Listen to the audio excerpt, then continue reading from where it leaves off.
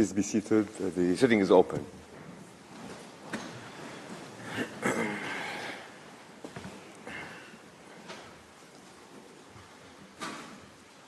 The court meets this morning to hear China, the Islamic Republic of Iran, Iraq, Ireland, Japan and Jordan on the questions submitted to it by the UN General Assembly with respect to the legal consequences arising from the policies and practices of Israel in the Occupied Palestinian Territory, including East Jerusalem. As I've already mentioned, each delegation is kindly asked not to exceed the 30-minute speaking time allocated to it. The court will take a short break this morning after the presentation of Iraq. The floor to the representative of China, His Excellency Ma Jinmin. Your Excellency, you have the floor.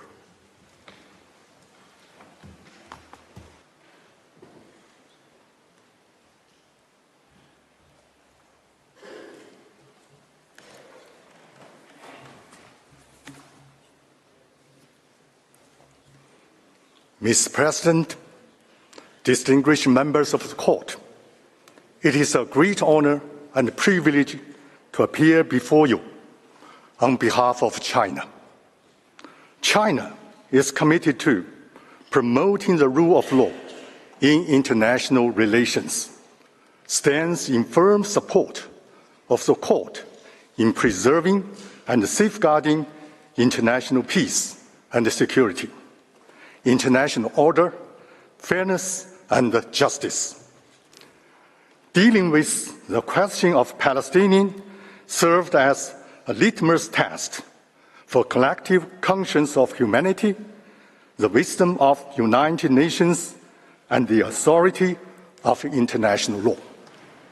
The question of Palestinians has persisted for over a half a century, inflicting sufferings across generations. Countless Palestinians have been waiting in vain their entire lives.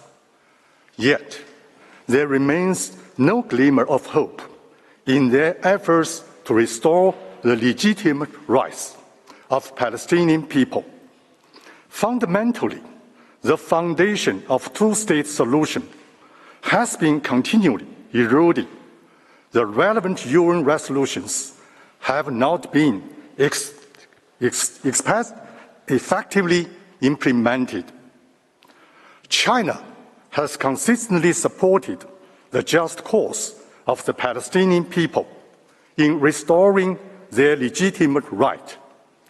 Chinese President Xi Jinping has stressed on multiple occasions that China calls for comprehensive ceasefire and early solution to the question of Palestine on the basis of two-state solution through negotiation.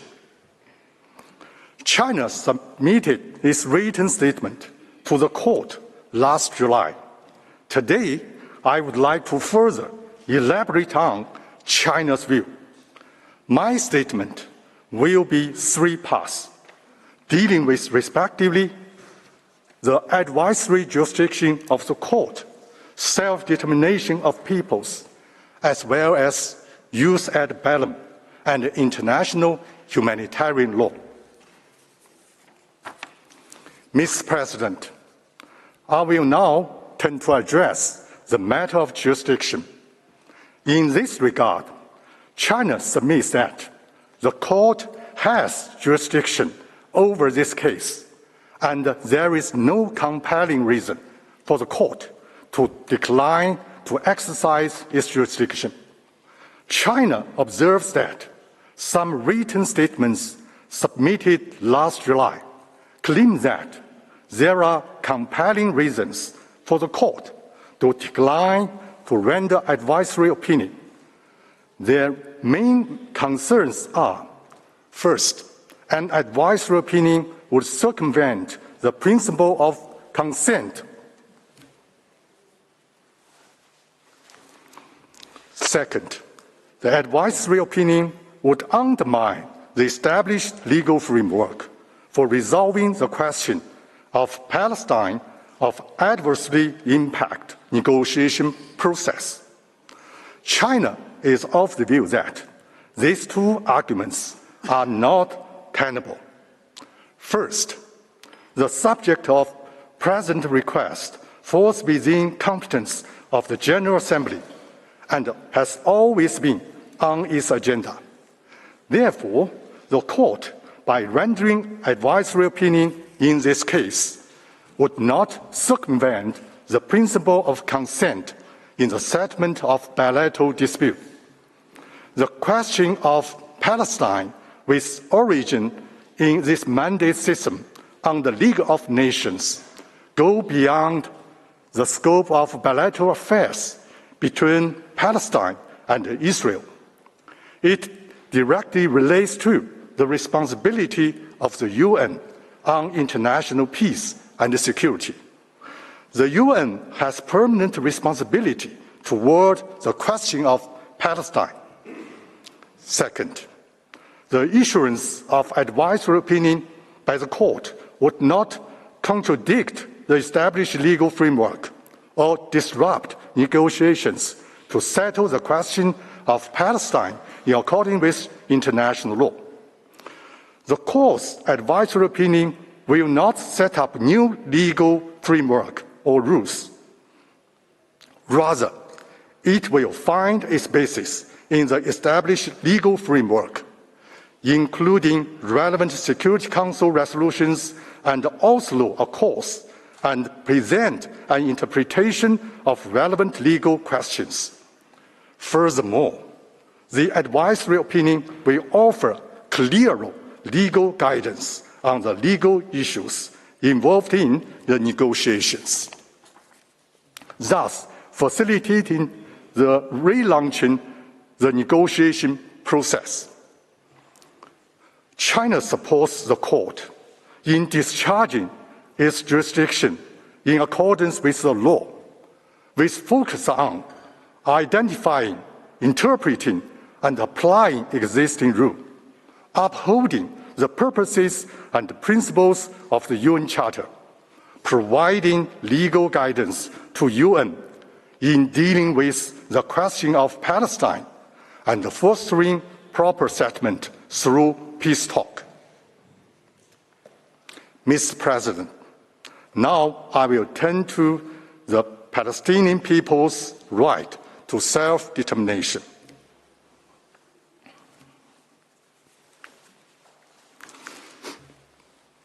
The Palestinian-Israeli conflict stems from Israel's prolonged occupation of Palestinian territory and Israel's long-standing oppression of the Palestinian people. The Palestinian people fight against Israeli oppression and their struggle for completing establishment of an independent state on the occupied territory are essentially just actions for restoring their legitimate rights. The right to self-determination served as precise legal foundation for their struggle. Self-determination of peoples is a fundamental principle of modern international law, enshrined in the UN Charter and collective human rights under customary international law. In 1955, during the Bandung Conference, the Chinese Premier and Foreign Minister Zhou Enlai solemnly declared, I quote, full support of the principle of self-determination of the peoples and the nations, as set forth in the UN Charter, and took note of the UN resolution on the rights of peoples and the nations to self-determination, which is a prerequisite of full enjoyment of all fundamental human rights, end of quote. This declaration was fully incorporated into the final communique of Bandung Conference. Let me clarify that self-determination only applies to two scenarios, namely peoples under colonial domination or foreign occupation. Under no circumstances does the right to self-determination offer any basis for any part or group within the sovereign state to claim a so-called right to secession. International law does not recognize the existence of right to so-called remedial secession or remedial self-determination. The Palestinian people, being a group residing in territory under foreign domination, is a sui generis in international legal person as a whole. The right to self-determination of Palestinian people has been consistently reaffirmed in multiple UN resolutions and the War Advisory Opinion. This is also widely recognized by most states and international organizations. The Palestinian people enjoy the right to self-determination, which includes 5 main aspects. First, the right to preserve territorial integrity. Second, the right to maintain national unity. That is, Palestinian people in its group identity collectively enjoys and exercises the right to self-determination. Third, the right to freely determine the political status. Fourth, the right to freely pursue economic, social, cultural development.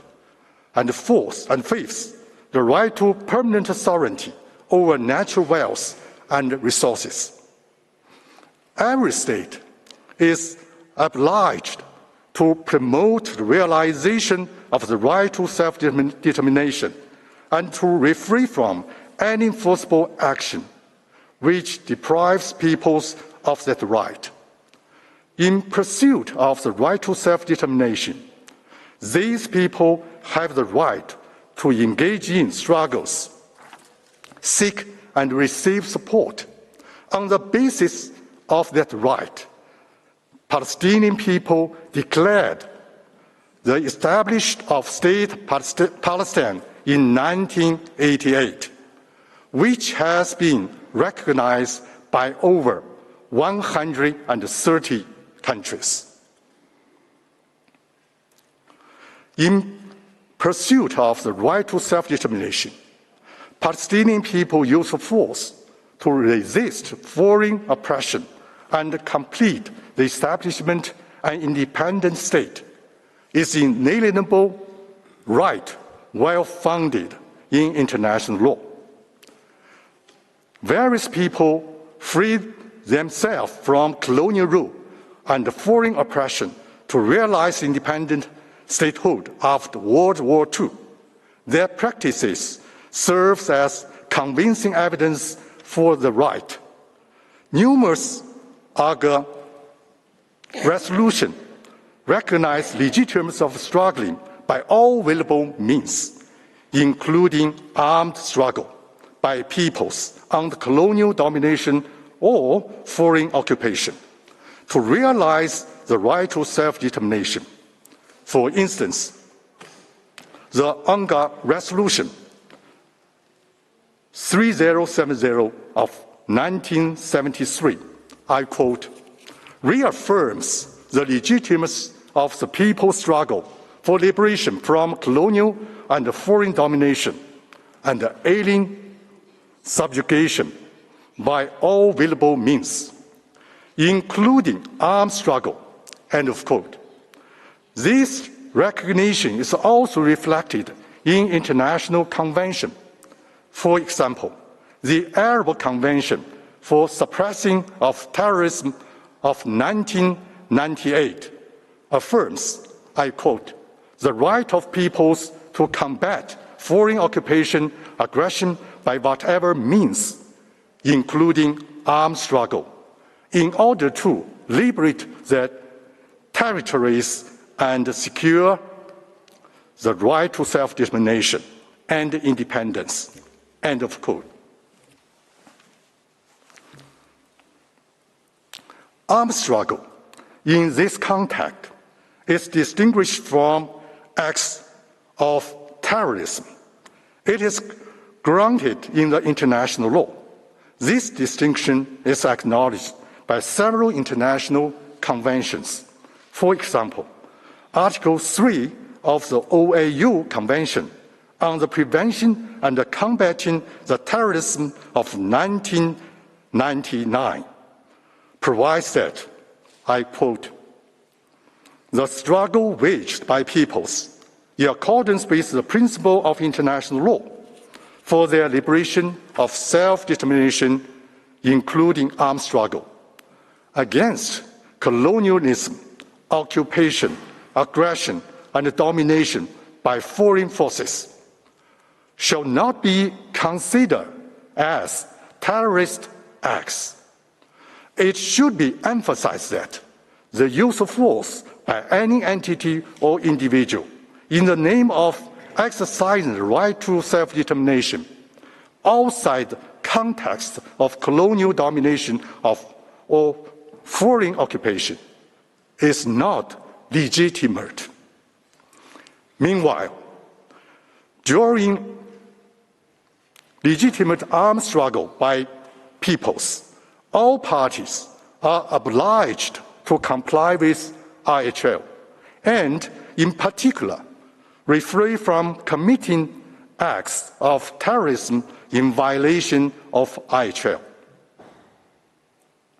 Against the backdrop of the OPT, well-documented and widely recognized facts indicate that Israel's oppression policies and practices throughout its prolonged occupation of Palestinian territory have severely undermined and impeded the exercise and full realization of the Palestinian people's right to self-determination.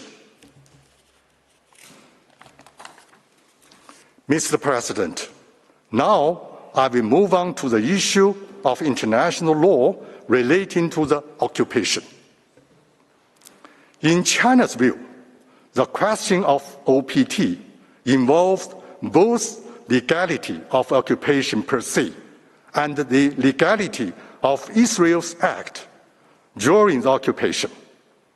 These two aspects are governed by distinct legal frameworks. The former falls under jus ad bellum, while the latter is mainly regulated by IHL. Within the framework of jus ad bellum, the principle and exceptions are established by the UN Charter and customary international law.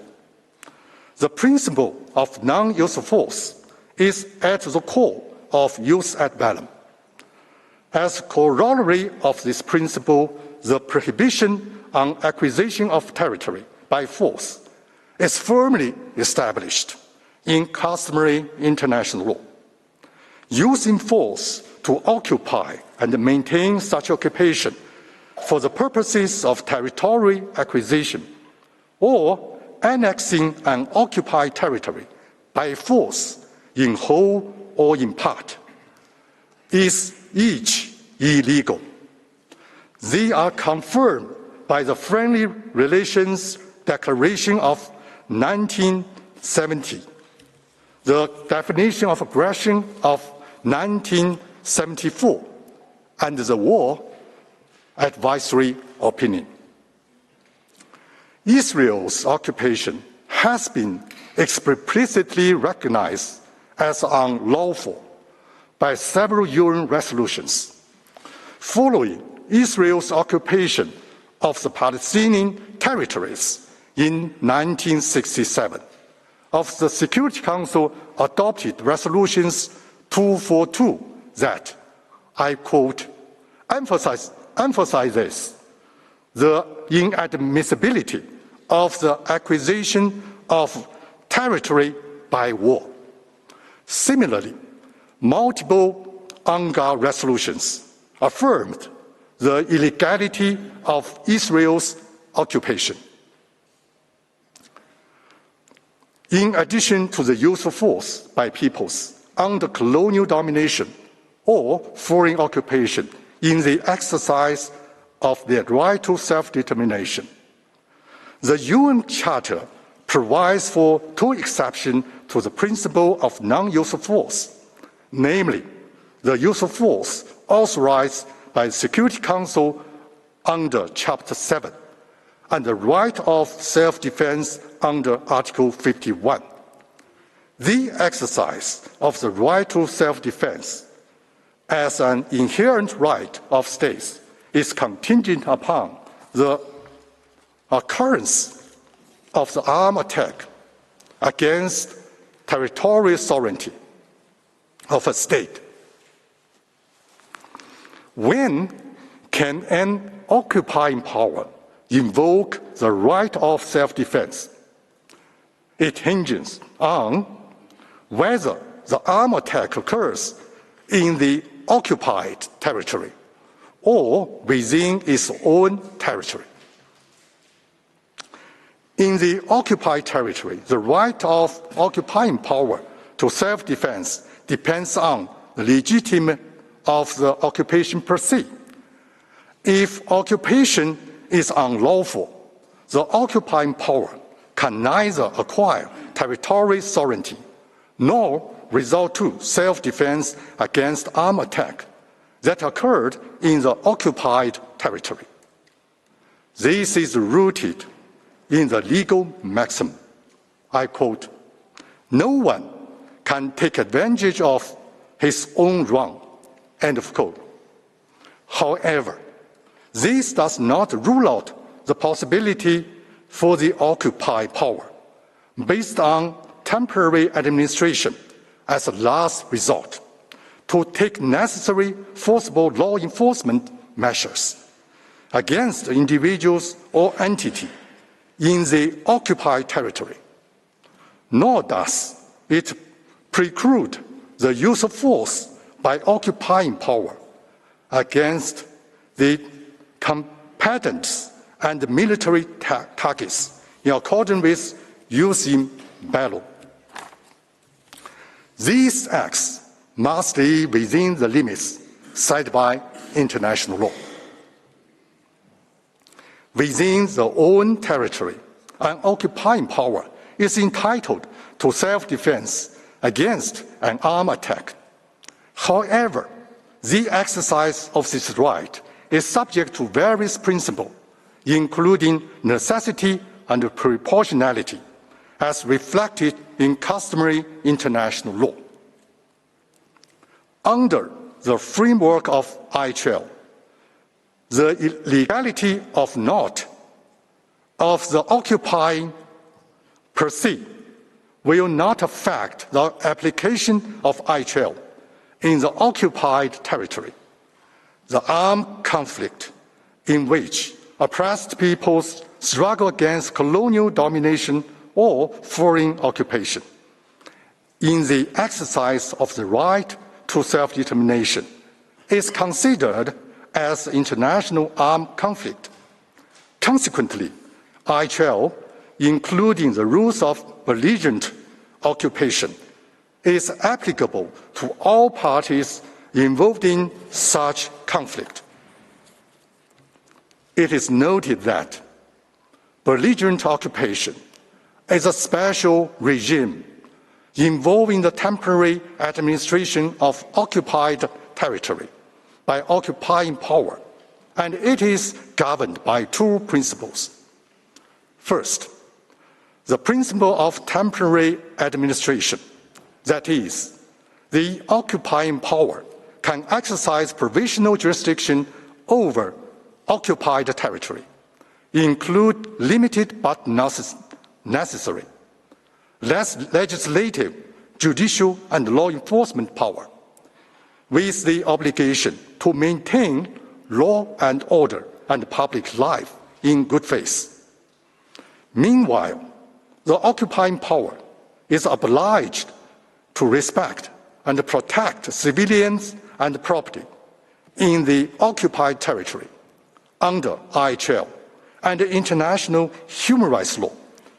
It should serve the best interest of the people of the occupied territories and free from plundering resources and property, forcible transferring or deporting inhabitants, practicing apartheid, adopting discriminatory legislation, and other related violations.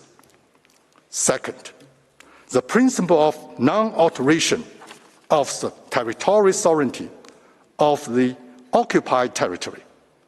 This is corollary of principle of prohibition on the acquisition of territory by force.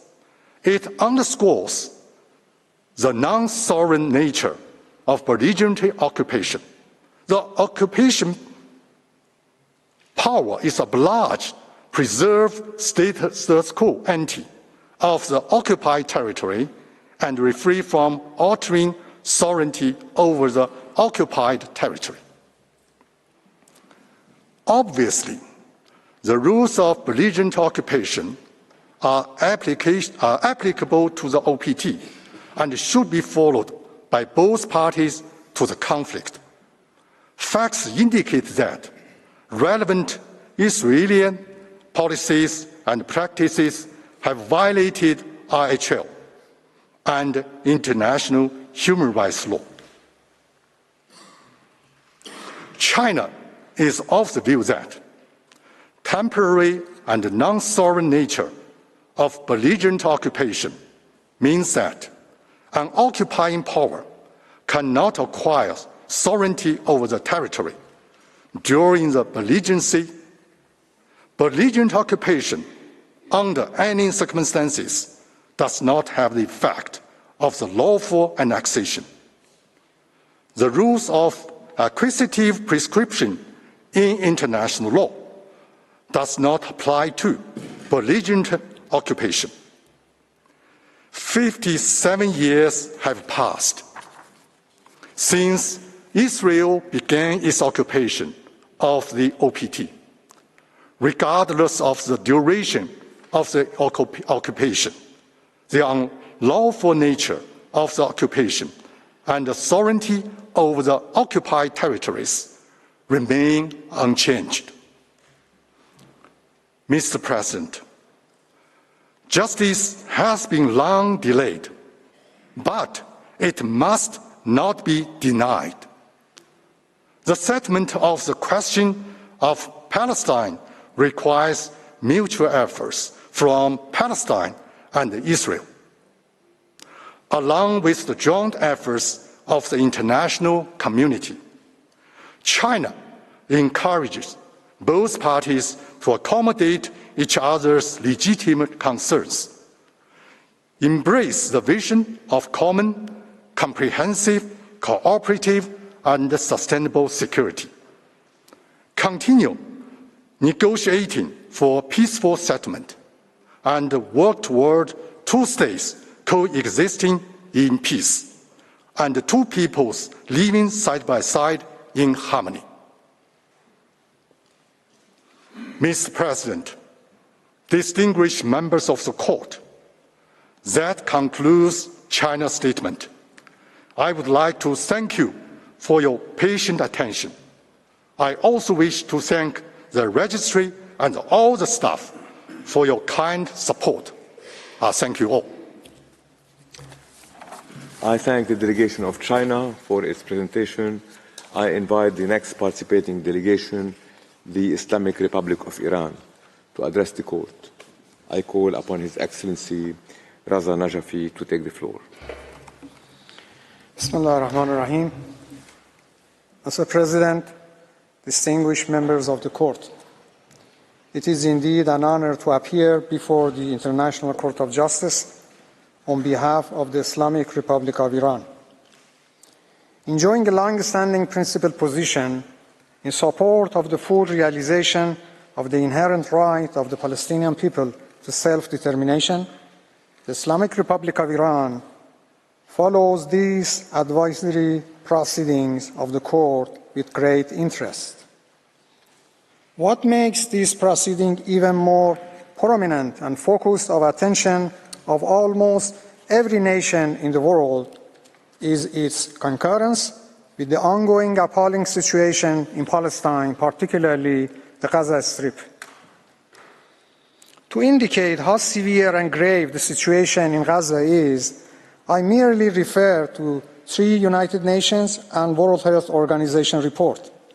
First, according to the UN Secretary General, as a result of Israeli military operation, the entire population is enduring destruction at a scale and speed without parallel in recent history, and 2.2 million Palestinians there struggling to simply make it through another day without proper shelter, heating, sanitary facilities, food and drinking water. Second, according to the UN Under-Secretary General for Humanitarian Affairs, and I quote, "For children in particular, there is no food, no water, no school, nothing but the terrifying sounds of war, day in and day out, and its people are witnessing daily threat to their very existence while the world watches on." End of quote. Third, according to the WHO, the population in Gaza is facing extreme hunger with insufficient food and high level of malnutrition. Yet, the conditions in Gaza are becoming much worse every day. We remain at a turning point in the history of mankind. The opinion of this court can set the ground for saving lives of thousands of innocent women and children and contribute to the legitimate demand of the people deprived of its inherent right to self-determination for decades. It is hoped that this court will once more make history by giving a landmark advisory opinion in support of the right to self-determination of Palestinian people, which may finally help seize the illegal, prolonged occupation of Palestine. Mr. President, members of the court, in oral statement, we submit that, firstly, this court has jurisdiction to give advisory opinion requested. Secondly, there are legal consequences arising from the prolonged occupation of Palestinian territories by Israeli occupying regime in violation of the right of Palestinian people who have never experienced the right to self-determination. And thirdly, having elaborated on the legal consequences that arise for all states and the United Nations from this status, I will reiterate the inclusive plan previously submitted by the Islamic Republic of Iran to the United Nations for realization of the right of Palestinians to self-determination. Mr. President, first we submit that the court has jurisdiction to render the advisory opinion requested by the General Assembly in Resolution 77/247 of 30 December 2022. Here we believe that the elements of Article 65(1) of the statute of the court, namely the existence of the legal question and the authorized body, it means General Assembly, are fulfilled in this case. That said, the ICJ, as the principal judicial organ of the United Nations, can assist the General Assembly to exercise its functions under the UN Charter by rendering the advisory opinion requested. Therefore, just as the court has established its jurisdiction in the advisory opinion on the legal consequences of the construction of a wall in the occupied Palestinian territory, it has jurisdiction in the present case based on the same grounds. Moreover, there is no compelling reason for declining to give an advisory opinion. Mr. President, now I turn to the first section of our reasoning regarding the merits of the matter. Here we first argue that the Israeli occupying regime has violated and continues to violate on several grounds the Palestinians' right to self-determination. The legal status of the right to self-determination is generally understood to be attributed to peoples and grounded first in the UN Charter, in several UN General Assembly resolutions, and its inclusion in Common Article 1 of the 2 International Covenants of Human Rights. As such, and I quote, "All peoples have the right freely to determine without external interference their political status and their place in the international community, and to pursue their economic, social, and cultural development, and every state has the duty to respect this right in accordance with the provisions of the Charter." End of quote.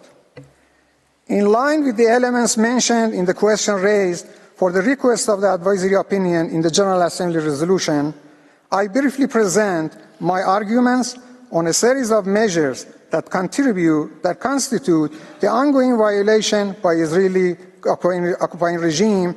These are as follows: 1. Prolonged occupation. 2. Altering demographic composition in the occupied territories. 3. Altering the character and status of the holy city of Al-Quds. 4. Discriminatory measures.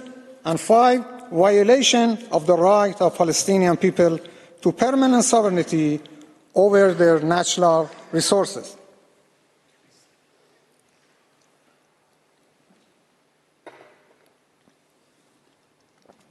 First and foremost, the prolonged occupation by Israeli occupying regime confirms its intention to make it permanent, in violation of the principle of prohibition of acquisition of the territory by force.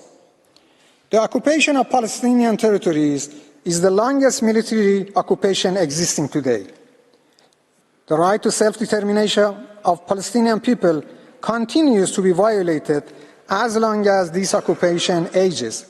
This ongoing violation towards Palestinians' ability to rely on a state-based rights and obligation under international law, depriving them of their inalienable right to self-determination, including the right to live in freedom, justice, and dignity. Thus, we request the Court to consider the very fact of prolongation of the occupation as an indicator of the violation of the right of Palestinians to self-determination. Mr. President, apart from prolonged occupation altering the demographic composition in the occupied territories has led to violation of Palestinians' right to self-determination. The UN Security Council has a bulk of resolution concerning the occupation of Palestinian territories, all condemning, among others, altering the demographic composition of these territories by the Israeli occupying power. Hence, it is a well-established fact that the Israeli occupying regime has grossly violated international law on an ongoing basis. Article 49 of the Fourth Geneva Convention reads, and I quote, "The occupying power shall not deport or transfer parts of its own civilian population into the territory it occupies." End of quote.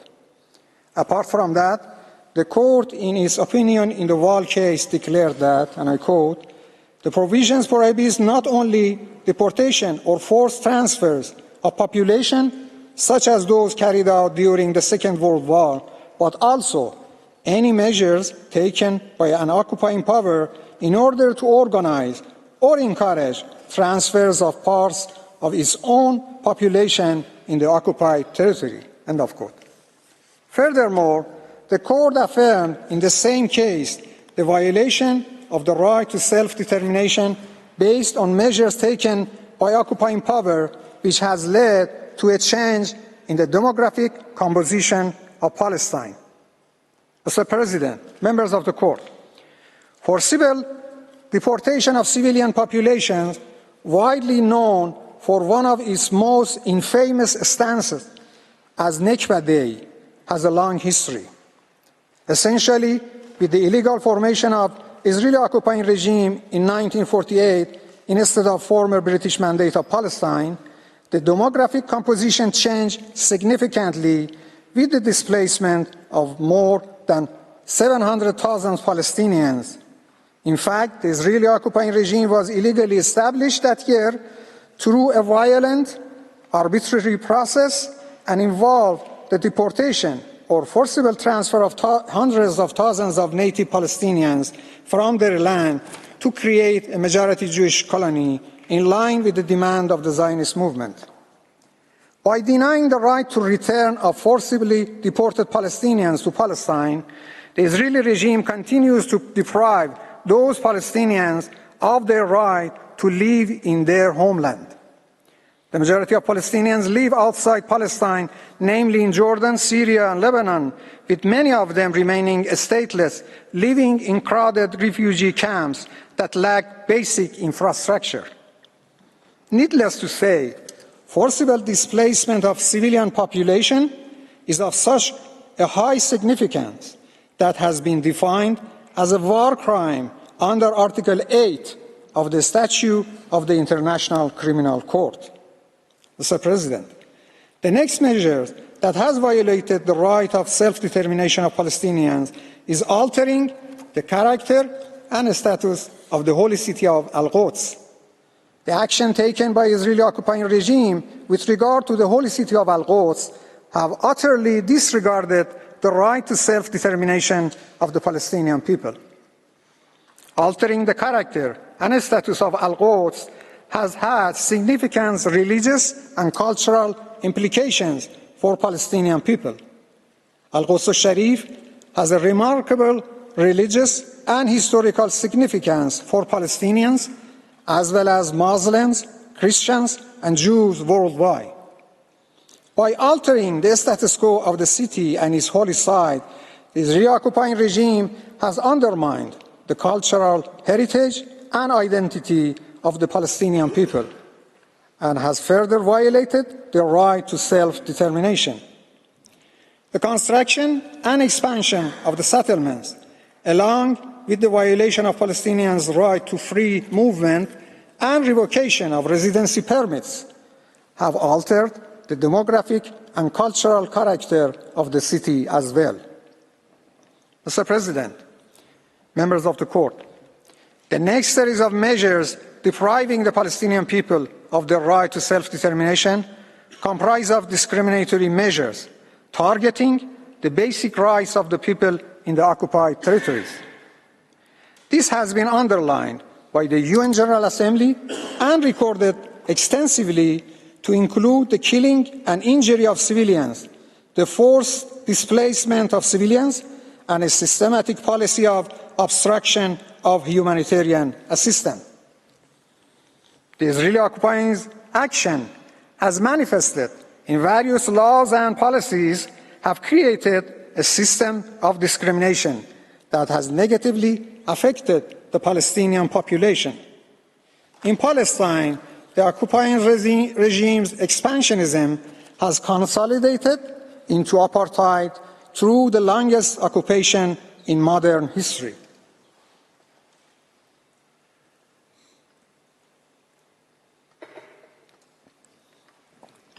It is well established that apartheid is a crime against conscience and dignity of mankind, and is further in violation of fundamental principles of international law enshrined in the UN Charter and crystallized in the international human rights law, and seriously threatens international peace and security.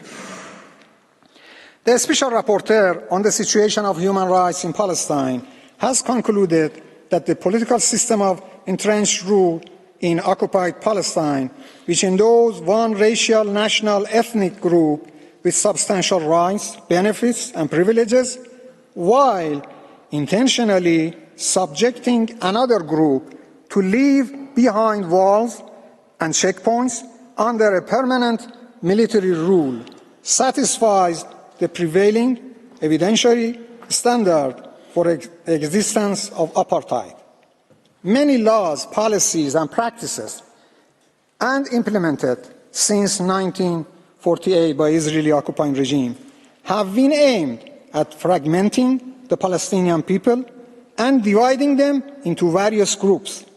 This clearly denies the Palestinian people its right to self-determination.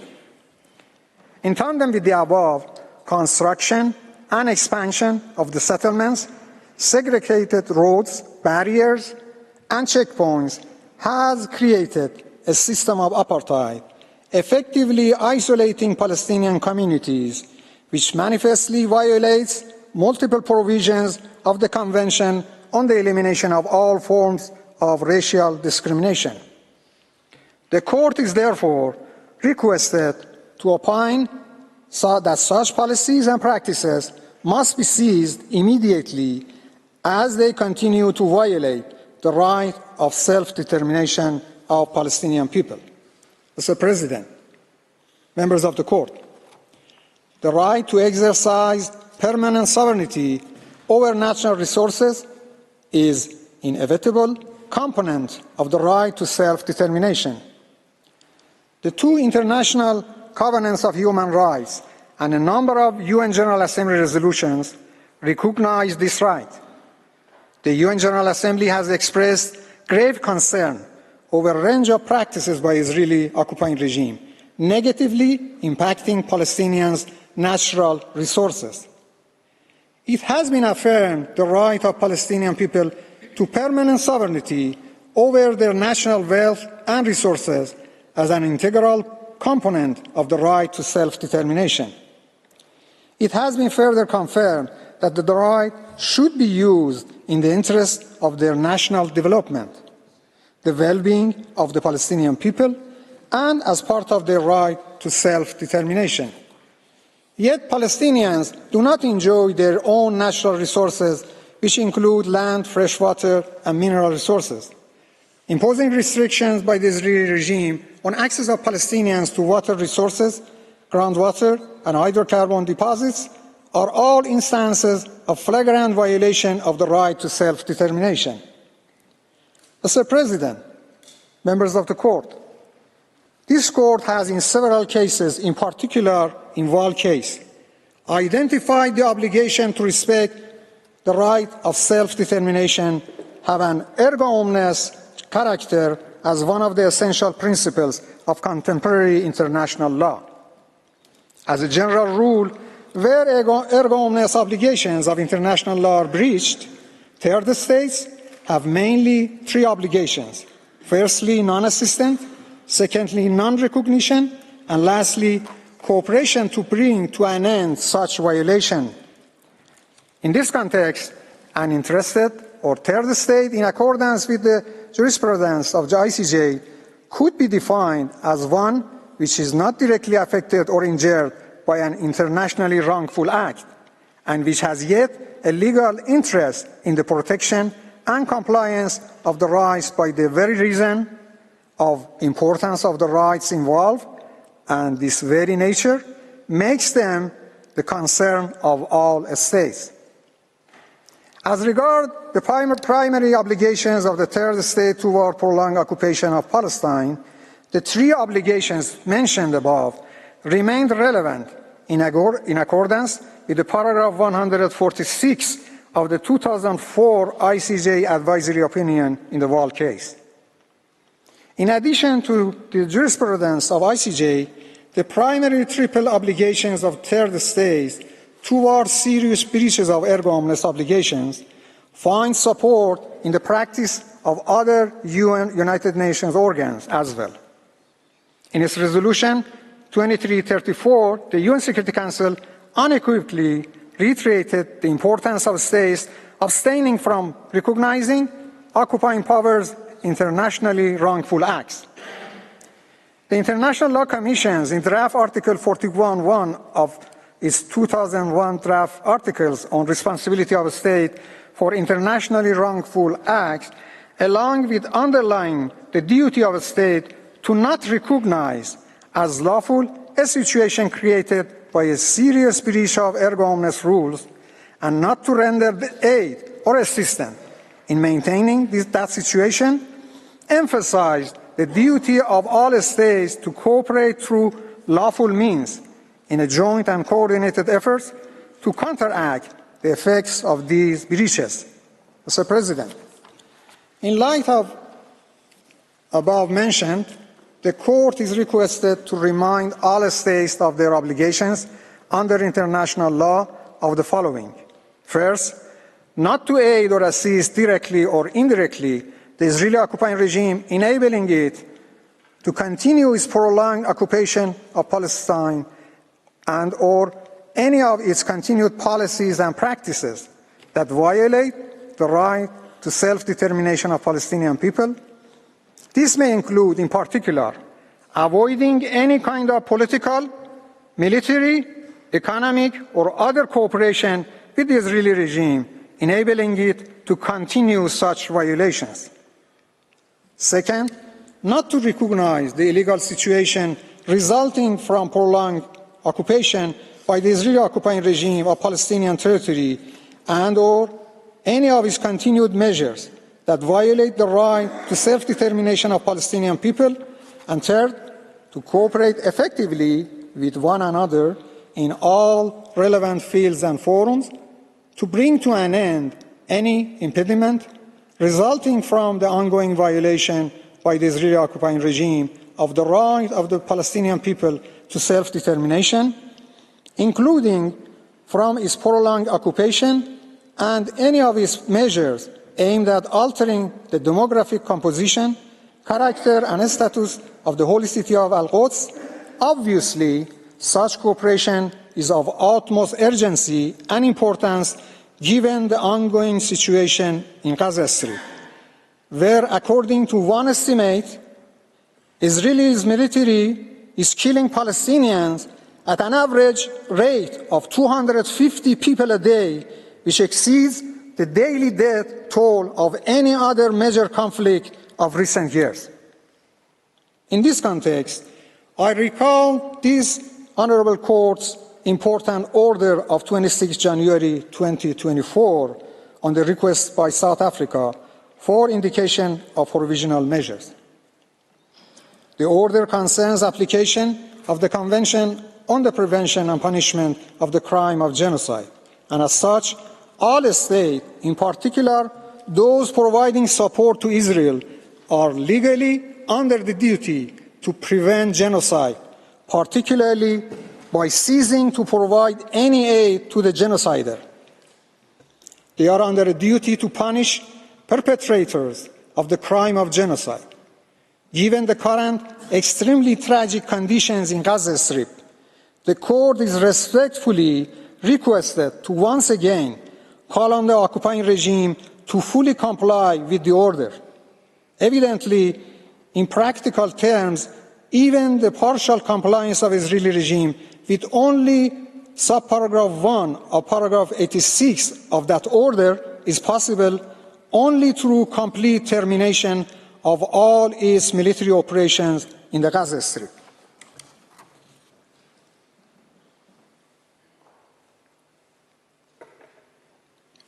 Mr. President, I would like to recall the primary responsibility of the Security Council for the maintenance of international peace and security under Article 24 of the UN Charter.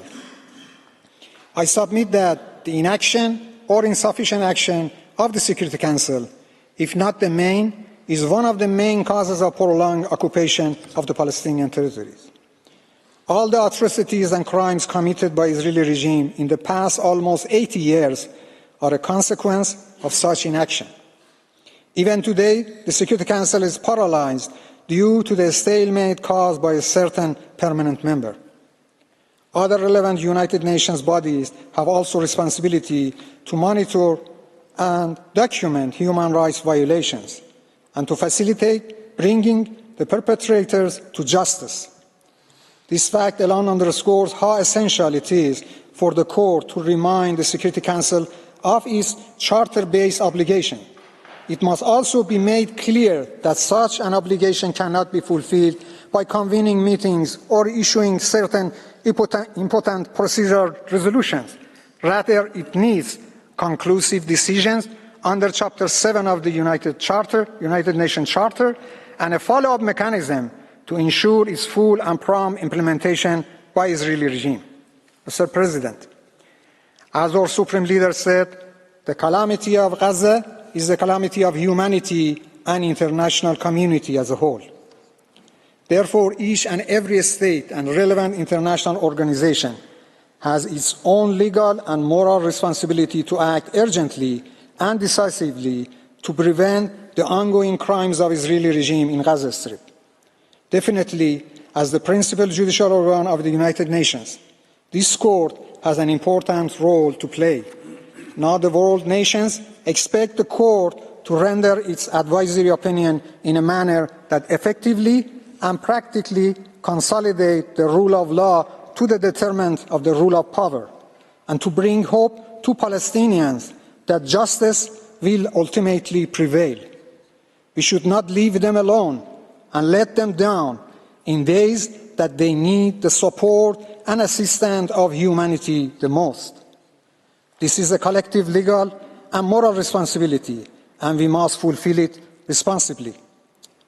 Finally, Mr. President, I must stress that our participation in this hearing and the content of our statement here is without prejudice to the long-standing position of the Islamic Republic of Iran regarding the question of Palestine. In view of the Islamic Republic of Iran, the only legal, practical, democratic, and just method to effectively realize the inherent right to self-determination of the Palestinian people is to hold a national referendum in Palestine. The details of this plan are contained in an official document of the United Nations issued in 2019. Lastly, this statement shall in no way imply or recognition of Israel. I thank you, Mr. President. I thank the delegation of the Islamic Republic of Iran for its presentation. I invite the next participating delegation, Iraq, to address the court and call Mr. Haidar Shia al-Barraq to the podium. Thank you.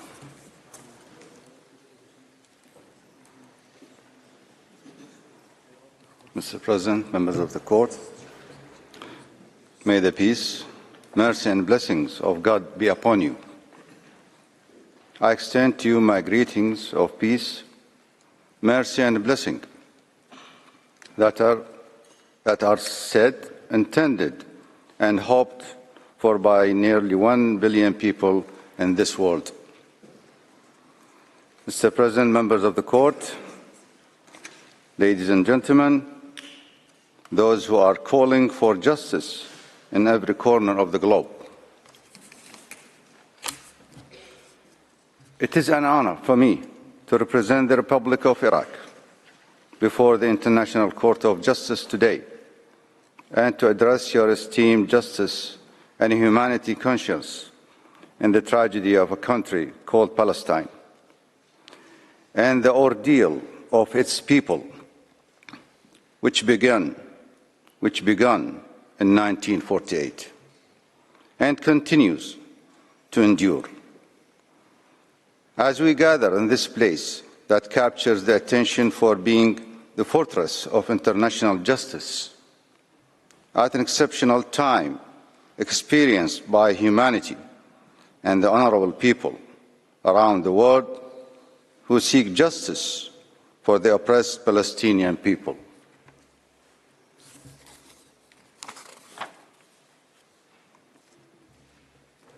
Who have suffered and continue to endure ongoing injustice for 7 decades. We are confident that the decisions of your distinguished court will remain a beacon of hope and guidance for all the persecuted and oppressed worldwide. Iraq would also like to express gratitude to its friend, the State of South Africa, for presenting the case of unprecedented human rights violations committed by the occupying Israeli entity against the oppressed Palestinian people before your esteemed court.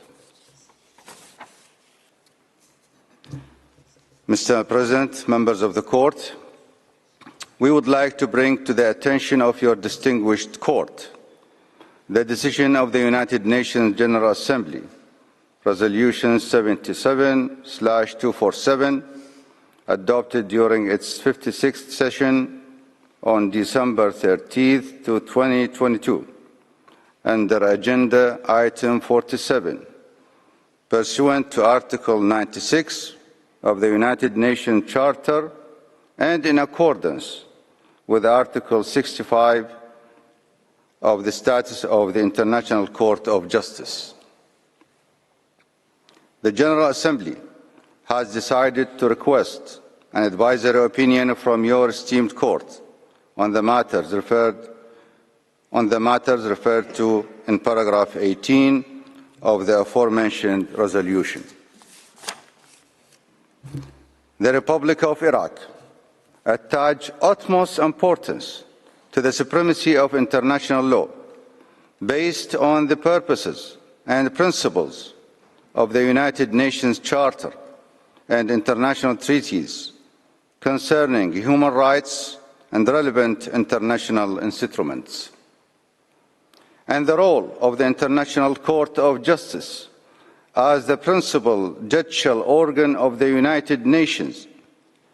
And based on the aforementioned, Iraq wants to take this opportunity to present its case and express its views regarding the pending request for an advisory opinion.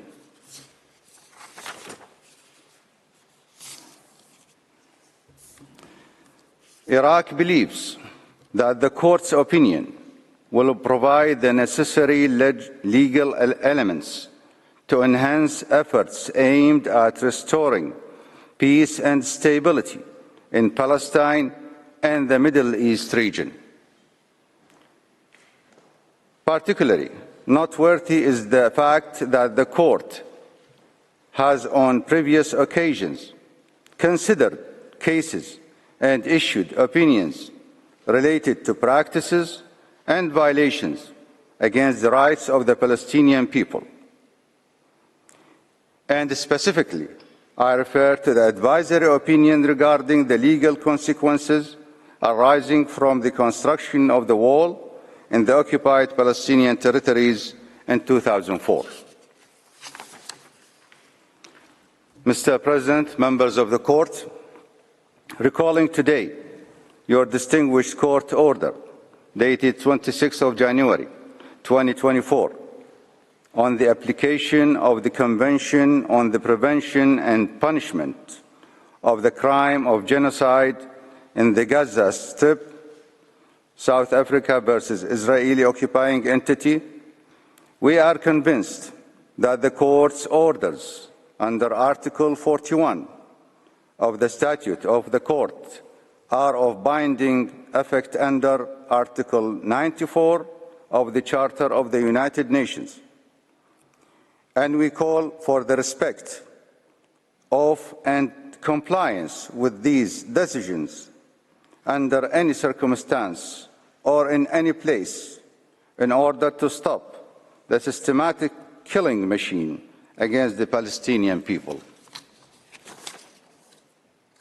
We hope that the Court's commitment to justice will lead to additional decisions, affirming its dedication to ending the campaign of mass murder and preventing acts of genocide, as well as policies of harassment, blockade, and starvation against the Palestinian people.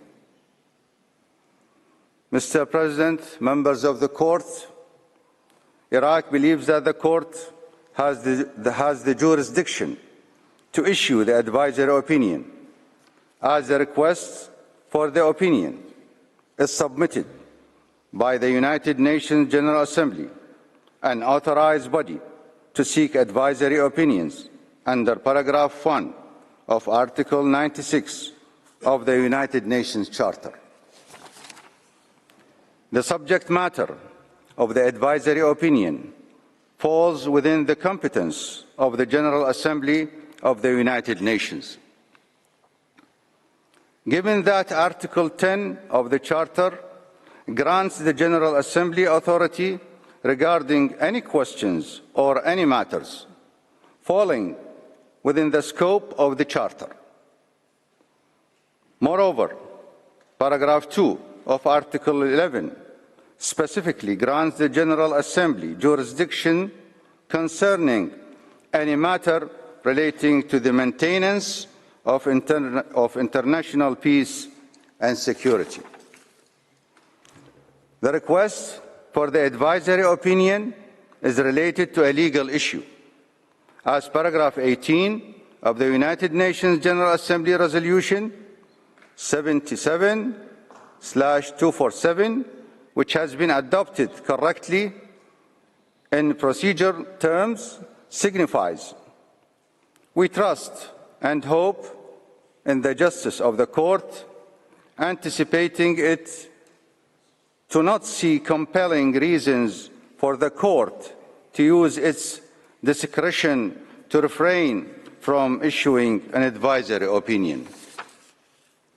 Mr. President, members of the court, international human rights law and international humanitarian law apply to the occupied Palestinian territories, and the Israeli occupying entity has the responsibility to fulfill its obligations with regard to the convention to which it has acceded, including the Convention on the Elimination of All Forms of Racial Discrimination, the International Covenant of Civil and Political Rights, the International Covenant on Economic, Social and Cultural Rights, the Convention on the Rights of the Child, the Convention on the Elimination of All Forms of Discrimination against Women, and the Convention on the Rights of Persons with Disabilities. The Israeli occupying entity is also obliged to do so on the basis of the 4 Geneva Conventions.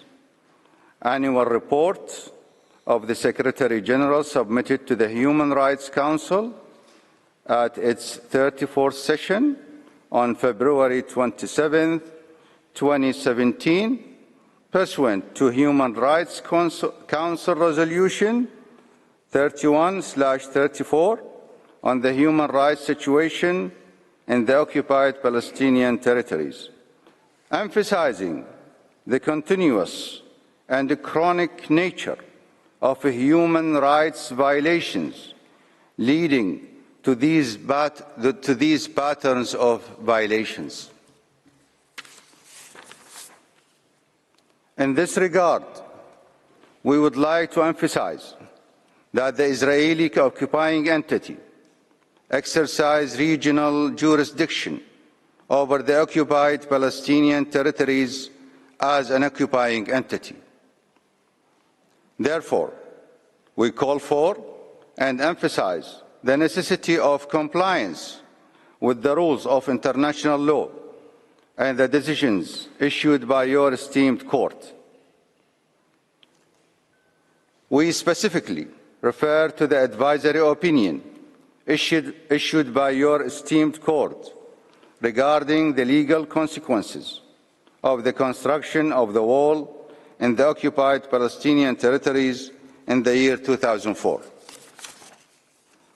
Mr. President, members of the court, the Israeli occupying entity commit many violations and breaches of the principles of international law, and the international community has documented these violations, including those substantiated in reports by the Secretary General of the United Nations submitted to the General Assembly or the Human Rights Council. These reports focus on investigating Israeli practices that impact the human rights of the Palestinian people and other Arab inhabitants in the occupied territories, examining the human rights situation in the occupied Palestinian territories. Among these violations perpetrated by the occupying entity against humanity as a whole, and specifically against the Palestinian people, are: 1. The Israeli occupying entity adopts multiple practices that rise to the level of genocide, referring specifically to the Convention of the Prevention and Punishment of the Crime of Genocide of 1948.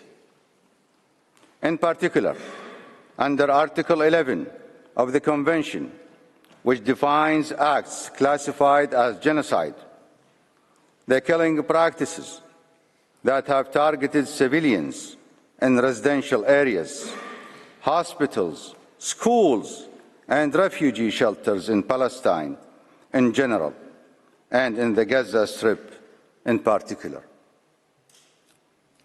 fall under the provisions of paragraph A, B, and C of that article.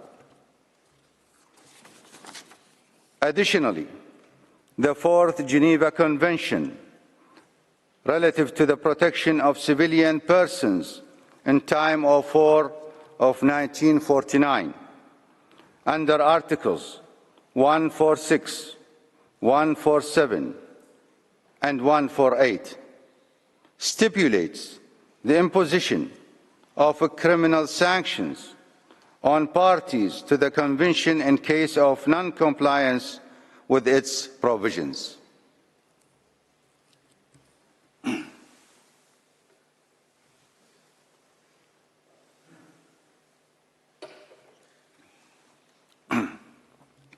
Two, the oppressive practices affecting the city of Al-Quds, the capital of the Palestinian state, as well as the Holy Al-Aqsa Mosque, as the occupying entity attempts to impose a demographic reality aimed at a subsequent stage, which involves emptying the city of its original inhabitants and settling extremists and racists in it. This constitutes a violation of numerous resolutions, the latest being the United Nations General Assembly decision adopted on December 21st, 2017. This decision came after a series of resolutions emphasizing the necessity of not to prejudice the demographic charter of the holy city of Al-Quds. 3, imposing a suffocating economic blockade on all industrial, agriculture, and commercial activities is evident in campaigns of land confiscation and seizure of agricultural lands from Palestinian farmers. Additionally, the destruction and sabotage of infrastructure, industrial and commercial facilities owned by the Palestinians, along with the cutting off electricity, water, and essential services, including communication and internet services, isolating the Palestinian people entirely from the world. We refer to the special report issued by the Social and Economic Commission for Western Asia, as outlined in Resolution A/77/E/2022/66, which illustrates the catastrophic economic and social repercussions resulting from the Israeli occupation and its impact on the living conditions of the Palestinian people.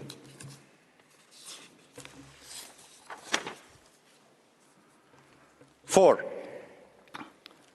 imposing isolating measures by constructing the apartheid separation wall, depriving Palestinians of their right to move between Palestinian cities and forcing them to wait at crossing gates for long hours, sometimes extending to days, without permission to pass.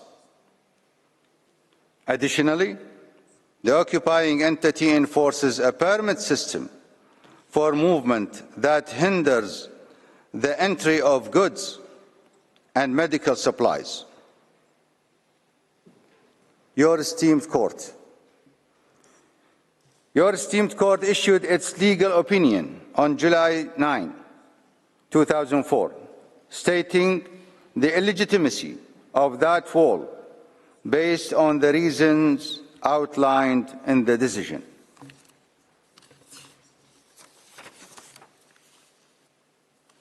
Five,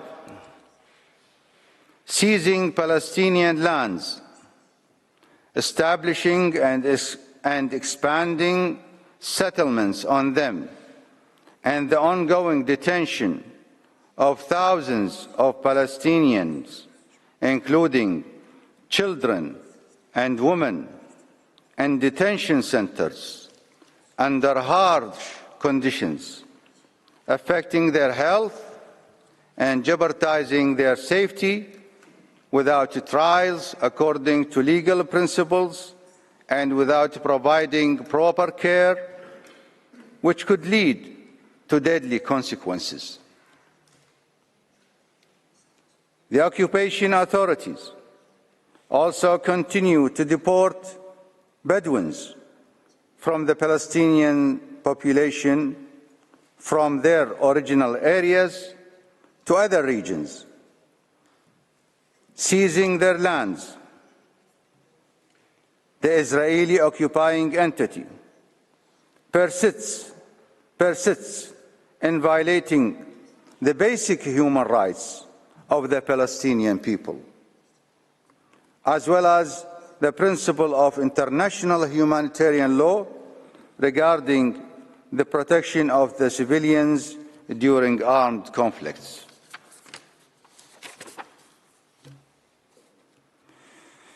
Mr. President, members of the Court, based on the aforementioned, the occupying authorities are obliged to comply with the duty to respect the right of the Palestinian people to self-determination. They must immediately cease the violation of their international commitments and to respect the right of the Palestinian people to self-determination by ending all actions and measures that prevent and hinder the Palestinian people's right to self-determination.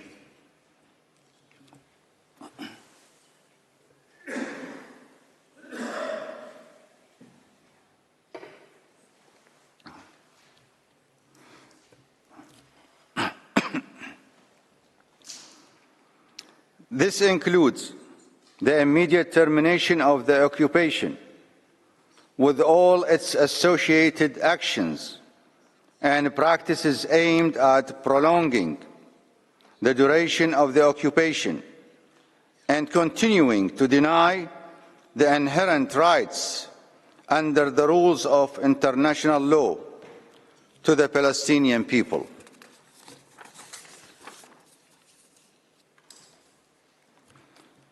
Mr. President, members of the Court, the Republic of Iraq is deeply concerned about the humanitarian suffering inflicted on the Palestinians throughout the state of Palestine, particularly in the Gaza Strip, due to the barbaric acts committed by the occupying Israeli entity by airstrikes and rocket attacks targeting civilians.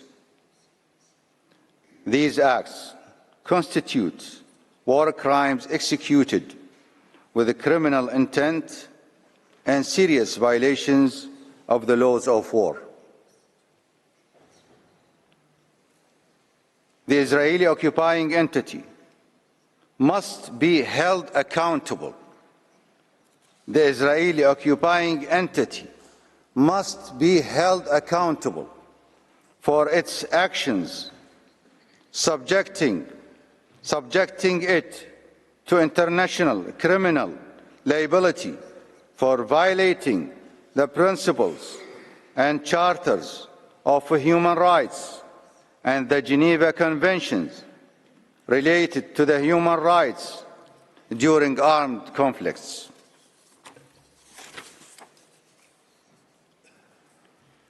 We avail ourselves on the occasion of our presence in this great legal edifice today in order to embody the justice we see in your esteemed court in a strong and resolute stance to support the Palestinian people in reclaiming their violated rights and lifting the injustice about them. And lifting the injustice upon them. We call upon your esteemed court to take all measures and decisions that safeguard the lives of the Palestinian men, women, children, and elders, allowing them to enjoy a dignified and secure life where all human rights are achieved.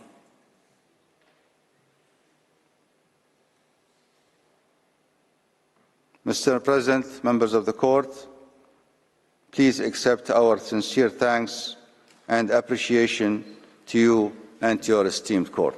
Thank you, Your Excellency. I thank the delegation of Iraq for its presentation.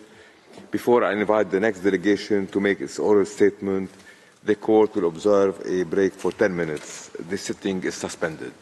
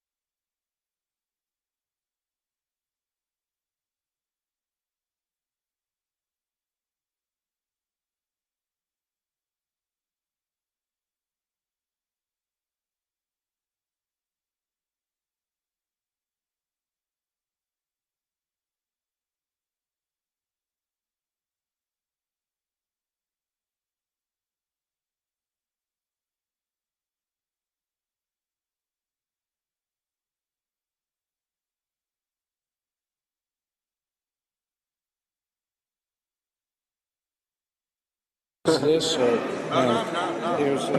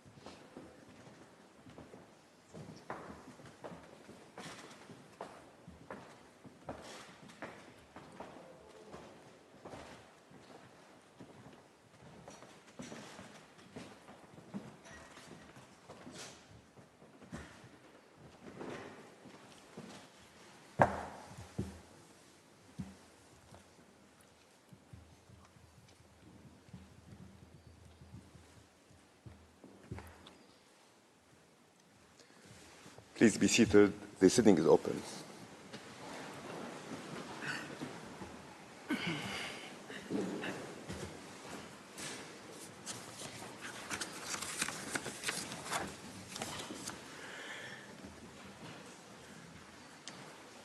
I now call upon the delegation of Ireland to make its oral statement before the court. I invite Mr. Rosa Fanning to the floor.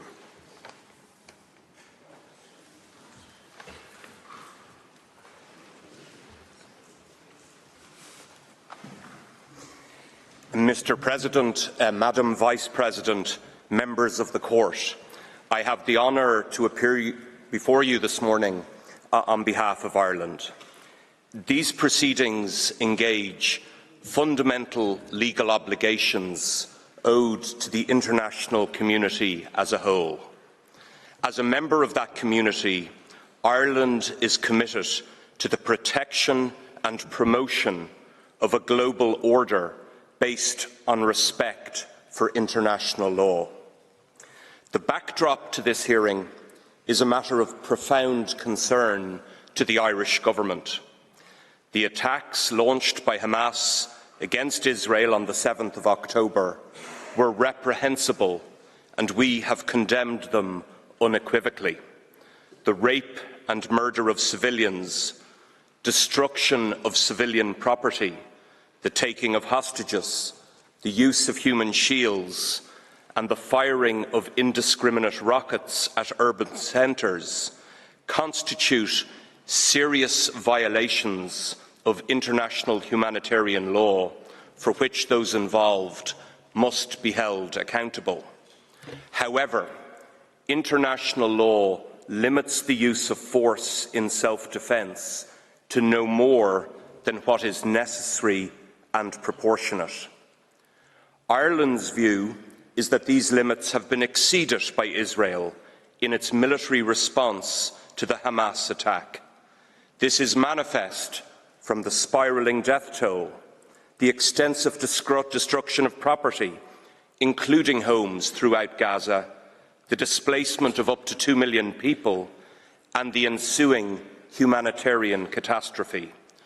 Ireland has repeatedly called for a ceasefire, and we are dismayed by the implications that these latest hostilities in Gaza may have for the prospect of resolving the wider Israeli-Palestinian conflict.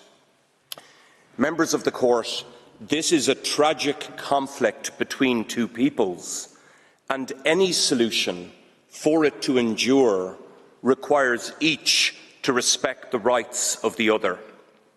For that reason, Ireland has been a consistent and vocal supporter of a comprehensive two-state solution to the conflict. We lament the lack of progress made towards achieving that objective, but in the absence of any imminent prospect of a negotiated outcome, we believe that clarification now by this Court of the international law issues raised by the prolonged occupation of the Palestinian territory will assist in providing a stable foundation upon which to build a just resolution. On the threshold question of jurisdiction, Ireland's view is that the questions put to the Court are legal questions within the meaning of Article 96(1) of the Charter of the United Nations. Further, the request for an advisory opinion is, in our view, within the competence of the General Assembly. Finally, and as the Court has itself previously acknowledged, the fact that a legal question may have a political dimension does not oust the Court's jurisdiction. Moreover, while it is well established that the Court enjoys a discretionary power not to provide an advisory opinion, it should only so decline for compelling reasons, which has never happened before and, in Ireland's view, should not happen now. Several states have suggested that this request for an advisory opinion is an attempt to resolve a bilateral dispute without the consent of one of the parties to that dispute. We very much regret that Israel has chosen not to engage with the subject matter of the request. In our discussions with the Israeli government, we encouraged it to participate in these oral hearings so that the Court could have the benefit of its perspective. However, in our view, the issue of the occupied Palestinian territory is directly of concern to the United Nations itself, and it goes much further than a mere bilateral dispute. As this Court noted in its advisory opinion on the interpretation of peace treaties with Bulgaria, Hungary and Romania, even where a request for an advisory opinion relates to a legal question actually pending between states, its opinion is given not to the states, but to the organ requesting it, in this case, the General Assembly. It has also been suggested that this Court ought not to opine because the questions are one-sided in nature. However, it is well established that the Court may interpret or even reformulate a question if it is not adequately formulated, or where the question does not reflect the legal questions really in issue. Similarly, where a question is vague or ambiguous, the Court may clarify it before providing its opinion. A further argument advanced by some is that the Court should narrow the question to a request for advice regarding the role of the General Assembly in promoting a resolution to the conflict within the established negotiating framework. However, the Court has previously rejected a similar submission, holding that it is not for the Court itself to purport to decide whether or not an advisory opinion is needed by the Assembly for the performance of its functions. The General Assembly has the right to decide for itself on the usefulness of an opinion in the light of its own needs. We do not agree, therefore, that a ruling by this Court would undermine the established negotiating framework. On the contrary, this Court's authoritative clarification of the important legal issues raised would provide the essential foundation upon which to build a lasting, comprehensive and just resolution of the Israeli-Palestinian conflict. Mr. President, Israel has been in occupation of the Palestinian territory since 1967. Accordingly, in that territory, it is obliged to respect applicable international humanitarian law, including the law of military occupation and international human rights law. The defining feature of Israel's occupation of Palestinian territory in the West Bank, including East Jerusalem, has been continuous settlement activity. In our written statement, we have drawn on the authoritative reports of the Secretary-General and the High Commissioner for Human Rights to set out the numerous different ways in which this has occurred. But in summary, we say the following. Israel has used different means to take and exercise control for non-military purposes over as much land in the OPT as possible, once in control, Israel has undertaken permanent construction on this land, in particular developing or encouraging the development of permanent settlements, onto which it has incentivised large numbers of its own citizens to transfer. Through its actions, Israel has fundamentally altered the demographics of the West Bank. As of 2022, almost 700,000 Israeli citizens were living in settlements in the West Bank, including in East Jerusalem. Israel has extended the application of domestic Israeli law to those living in settlements, blurring the distinction between Israel and the OPT. And Israel has transferred the exercise of authority in the OPT in certain areas from military command to civilian control, integrating administration of the territory into that of Israel. By transferring parts of its own civilian population into the OPT, Israel has violated Article 49(6) of the Fourth Geneva Convention.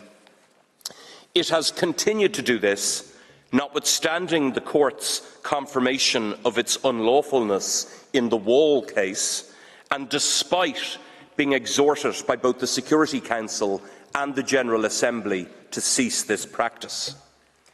Israel has also continued to unlawfully destroy and appropriate property throughout the OPT as part of its policy of encouraging and facilitating the expansion of settlements.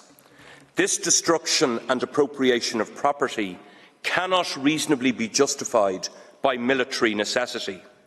Rather, it is clear that it has been done to facilitate and indeed encourage the expansion of settlements. Such destruction and appropriation of property clearly breaches the Fourth Geneva Convention and the laws and customs of war codified by the 1907 Hague Regulations.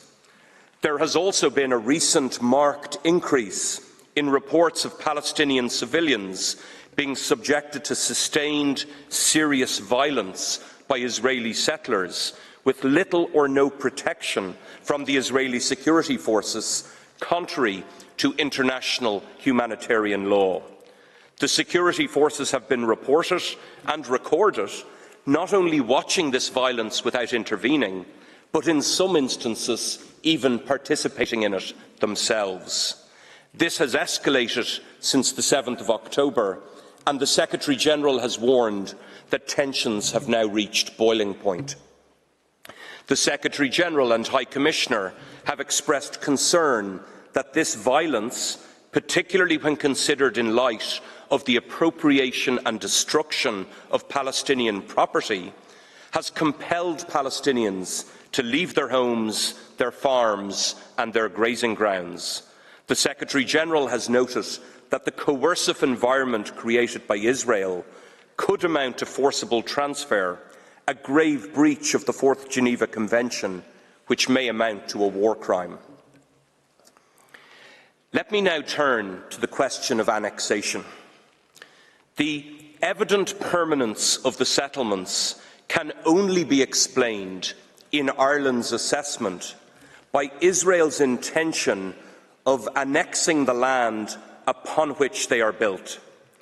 In our view, the development and expansion of settlements clearly demonstrate that Israel is and has been engaged in a process of annexation of that land for decades.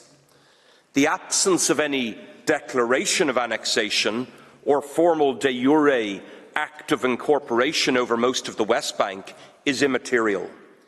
Despite references in the current Israeli government's coalition agreements, which the Secretary-General describes as promoting a policy of application of sovereignty over the West Bank, previous history suggests that no announcement or formal act of incorporation may occur in the near future. Nevertheless, in Ireland's view, Israel is already engaged in the process of annexing Palestinian territory. It is doing so de facto through its policy of encouraging demographic change in that territory by population transfer and by the continuous development and maintenance of permanent settlements and infrastructure.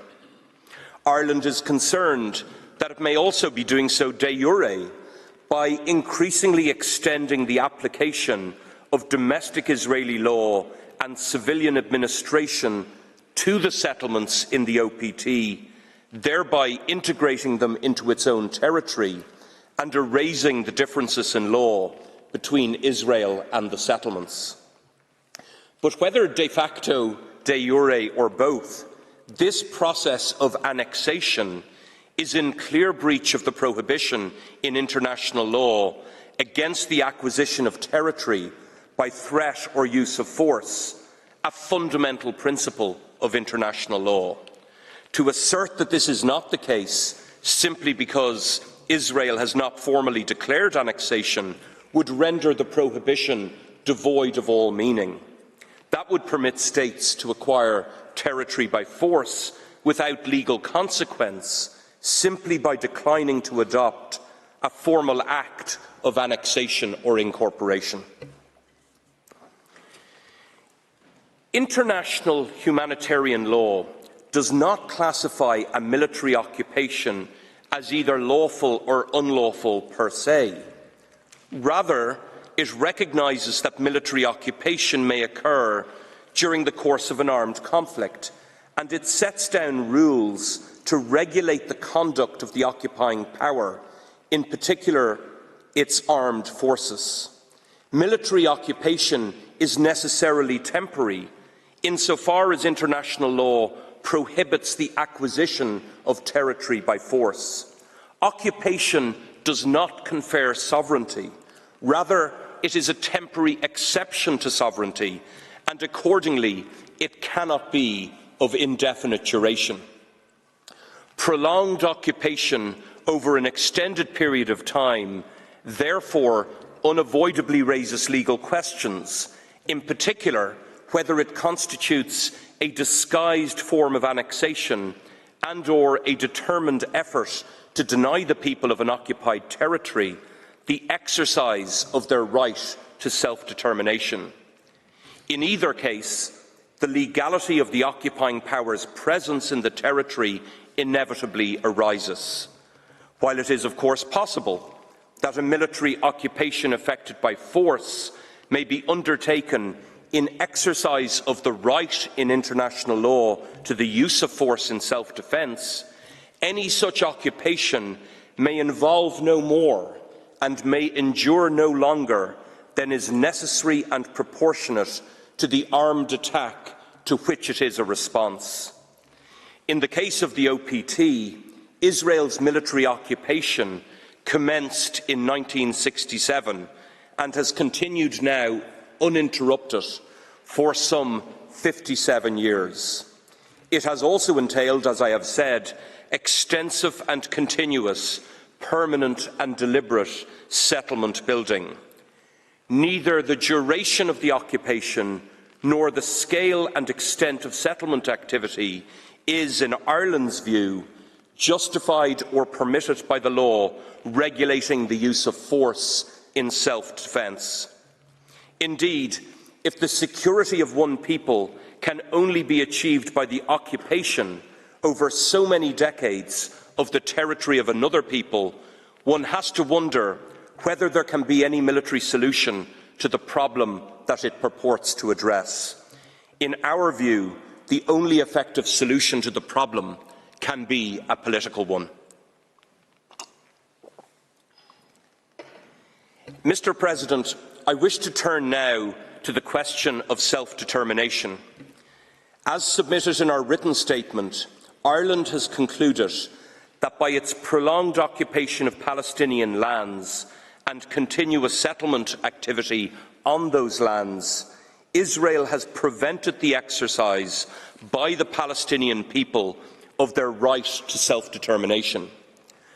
The principle of self-determination is a fundamental principle of international law, enshrined in the Charter of the United Nations and the two 1966 International Covenants on Civil and Political Rights and on Economic, Social and Cultural Rights. The content of that principle was elaborated in the 1970 Declaration on Friendly Relations, adopted by consensus at the General Assembly. That declaration makes clear that every state has the duty to promote, through joint and separate action, realisation of the principle of equal rights and self-determination of peoples, bearing in mind that subjection of peoples to alien subjugation, domination and exploitation constitutes a violation of that principle, as well as a denial of fundamental human rights, and is contrary to the Charter. The Declaration solemnly proclaims that every state has the duty to refrain from any forcible action which deprives peoples, in the elaboration of the present principle, of their right to self-determination and freedom and independence. In the wall case, the Court found that the construction of the wall and its associated regime severely impeded the exercise by the Palestinian people of their right to self-determination. It therefore breached Israel's obligation to respect that right. In Ireland's view, the combination of Israel's prolonged occupation of the OPT and its escalating settlement activity has done so on a far greater scale. That escalating activity has increasingly fragmented Palestinian presence upon and restricted Palestinian use of the land and the natural resources of the Palestinian people.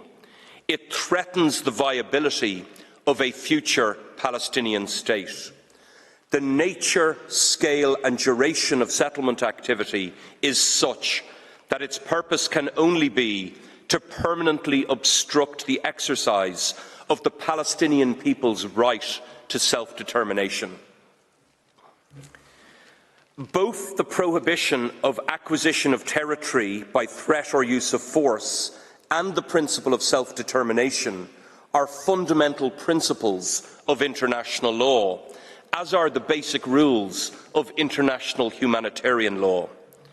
It is widely recognised that these fundamental principles have the character of peremptory norms of general international law, or jus cogens, from which derogation is never permitted, or, as the Court described them in its advisory opinion on the threat or use of nuclear weapons, intransgressible principles of international customary law.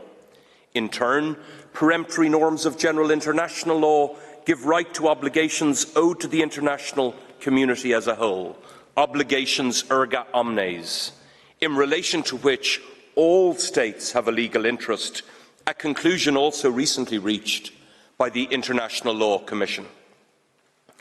Ireland has, with regret, concluded that by its prolonged occupation of Palestinian territory and the settlement activities it has conducted there for more than half a century, Israel has committed serious breaches of a number of peremptory norms of general international law and the corresponding erga omnes obligations to which they give rise, namely the basic rules of international humanitarian law, the right to self-determination of the Palestinian people, and the prohibition of acquisition of territory by force. Under the customary international law of state responsibility, where a state breaches an international obligation, it commits an internationally wrongful act. Unless its wrongfulness is otherwise precluded, that act entails the international responsibility of the state concerned, and it involves legal consequences. Where the act amounts to a serious breach of both a peremptory norm and a corresponding obligation erga omnes, this Court has concluded that it involves legal consequences for all states, namely, first, the obligation not to recognise the illegal situation resulting from the serious breach. Second, the obligation not to render aid or assistance in maintaining the situation created by the serious breach. Third, the obligation to cooperate to bring the serious breach to an end, or as the court put it, in the specific circumstances of the wall case, to see to it that any impediment resulting from the construction of the wall to the exercise by the Palestinian people of their right to self-determination is brought to an end. In the wall case, the court found that Israel was obliged to end the breaches of its legal obligations, including those under international humanitarian law, and its duty to respect the right of the Palestinian people to self-determination and to make reparation for the damage caused by those breaches. In the present case, the law of state responsibility likewise obliges Israel to bring to an end the serious breaches that I have outlined to the court, including by the reversing of its settlement activity and the making of reparation for the damage arising by way of restitution and compensation as appropriate. For all states, as members of the international community as a whole, to which the relevant obligations erga omnes are owed, the legal consequences of these serious breaches are, in Ireland's view, straightforward. All states are obliged to cooperate to bring these breaches to an end through lawful means, not to recognise as lawful the situation created by them, and not to render aid or assistance in maintaining that situation. In particular, states are obliged to cooperate to bring to an end Israel's serious breach of its obligation to respect the right of the Palestinian people to self-determination, or as the court found in the Wall case, to see to it that any impediment to the exercise of that right is brought to an end. This includes cooperation by states through the United Nations and, as appropriate, other international organisations, including the European Union. As regards the obligation not to recognise as lawful the situation created by these serious breaches, the Court has provided an example of how this may be achieved in its advisory opinion on the legal consequences for states of the continued presence of South Africa in Namibia. There, the Court found that the duty of non-recognition obliged states, inter alia, to abstain from entering into economic and other forms of relationship or dealings with South Africa, which may entrench its authority over this territory of Namibia. This was also the approach taken by the EU in the case of the annexation by the Russian Federation of Crimea in 2014, when it implemented a broad range of diplomatic, economic and other measures intended to preclude any implied recognition of the annexation. Those measures included a ban on imports of goods originating in the annexed territory and a prohibition against investing in it. In the present case, we say that states are obliged not to render aid or assistance in maintaining the situation created by Israel's breach of its obligation to respect the right of the Palestinian people to self-determination. The General Assembly and Security Council have, in the past, called upon all states to refrain from rendering any assistance to the maintenance of situations of denial of self-determination. In Ireland's view, these obligations require all states, as well as international organisations with external trade competence, in the case of Ireland, the European Union, to review their trading relationships with the settlements in the OPT. It requires them to take steps to prevent trade that assists in the maintenance of the situation created by the settlement activity, or that implicitly recognises or serves to entrench or legitimise Israel's settlement or annexation of that territory. Mr. President, members of the Court, Ireland remains committed to the realisation of the two-state solution endorsed by the Security Council, a safe and secure Israel and an independent, democratic, contiguous, viable and sovereign Palestinian state, living side by side in peace, within secure and recognised borders based on those of 1967, with Jerusalem as the capital of both states. This is the established framework within which it was agreed that the solution would be found, which is why recent statements by Israel's Prime Minister, in which he openly rejected the two-state solution, have caused such widespread international dismay. The solution must be built on a foundation of respect for international law, but especially respect for the right to self-determination. In the circumstances, Ireland encourages this Court to provide its authoritative clarification of these essential legal issues to the General Assembly as requested. May it please the Court. I thank the delegation of Ireland for its presentation. I invite the next participating delegation, Japan, to address the Court, and I call upon Mr. Tomohiro Mikanagi to take the floor. Mr. President, members of the Court, it is an honor to appear before you on behalf of the Government of Japan. Before addressing legal questions put to the Court by the General Assembly, please allow me to briefly reiterate Japan's position on the Middle East peace process, which is stated in our written statement. Japan firmly believes that the two-state solution, where Israel and future independent Palestinian state live side by side in peace and dignity, remains the only viable path for both peoples. Japan emphasizes that the conflict between the Israeli and Palestinian sides should be resolved not through any violent acts or unilateral action, but through negotiations and efforts to build mutual trust among the parties concerned, while respecting international law.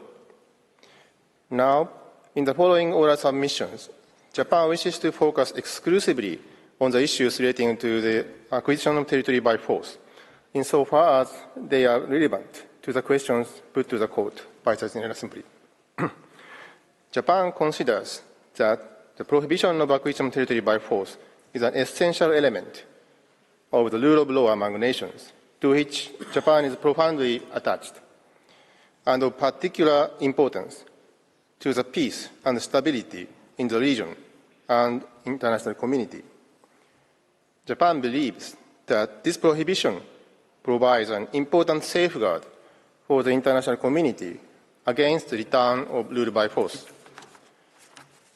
UN General Assembly Resolution 2625, which is commonly called Friendly Relations Declaration, states that, I quote, "No territory acquisition resulting from the threat or use of force shall be recognized as legal," end of quote.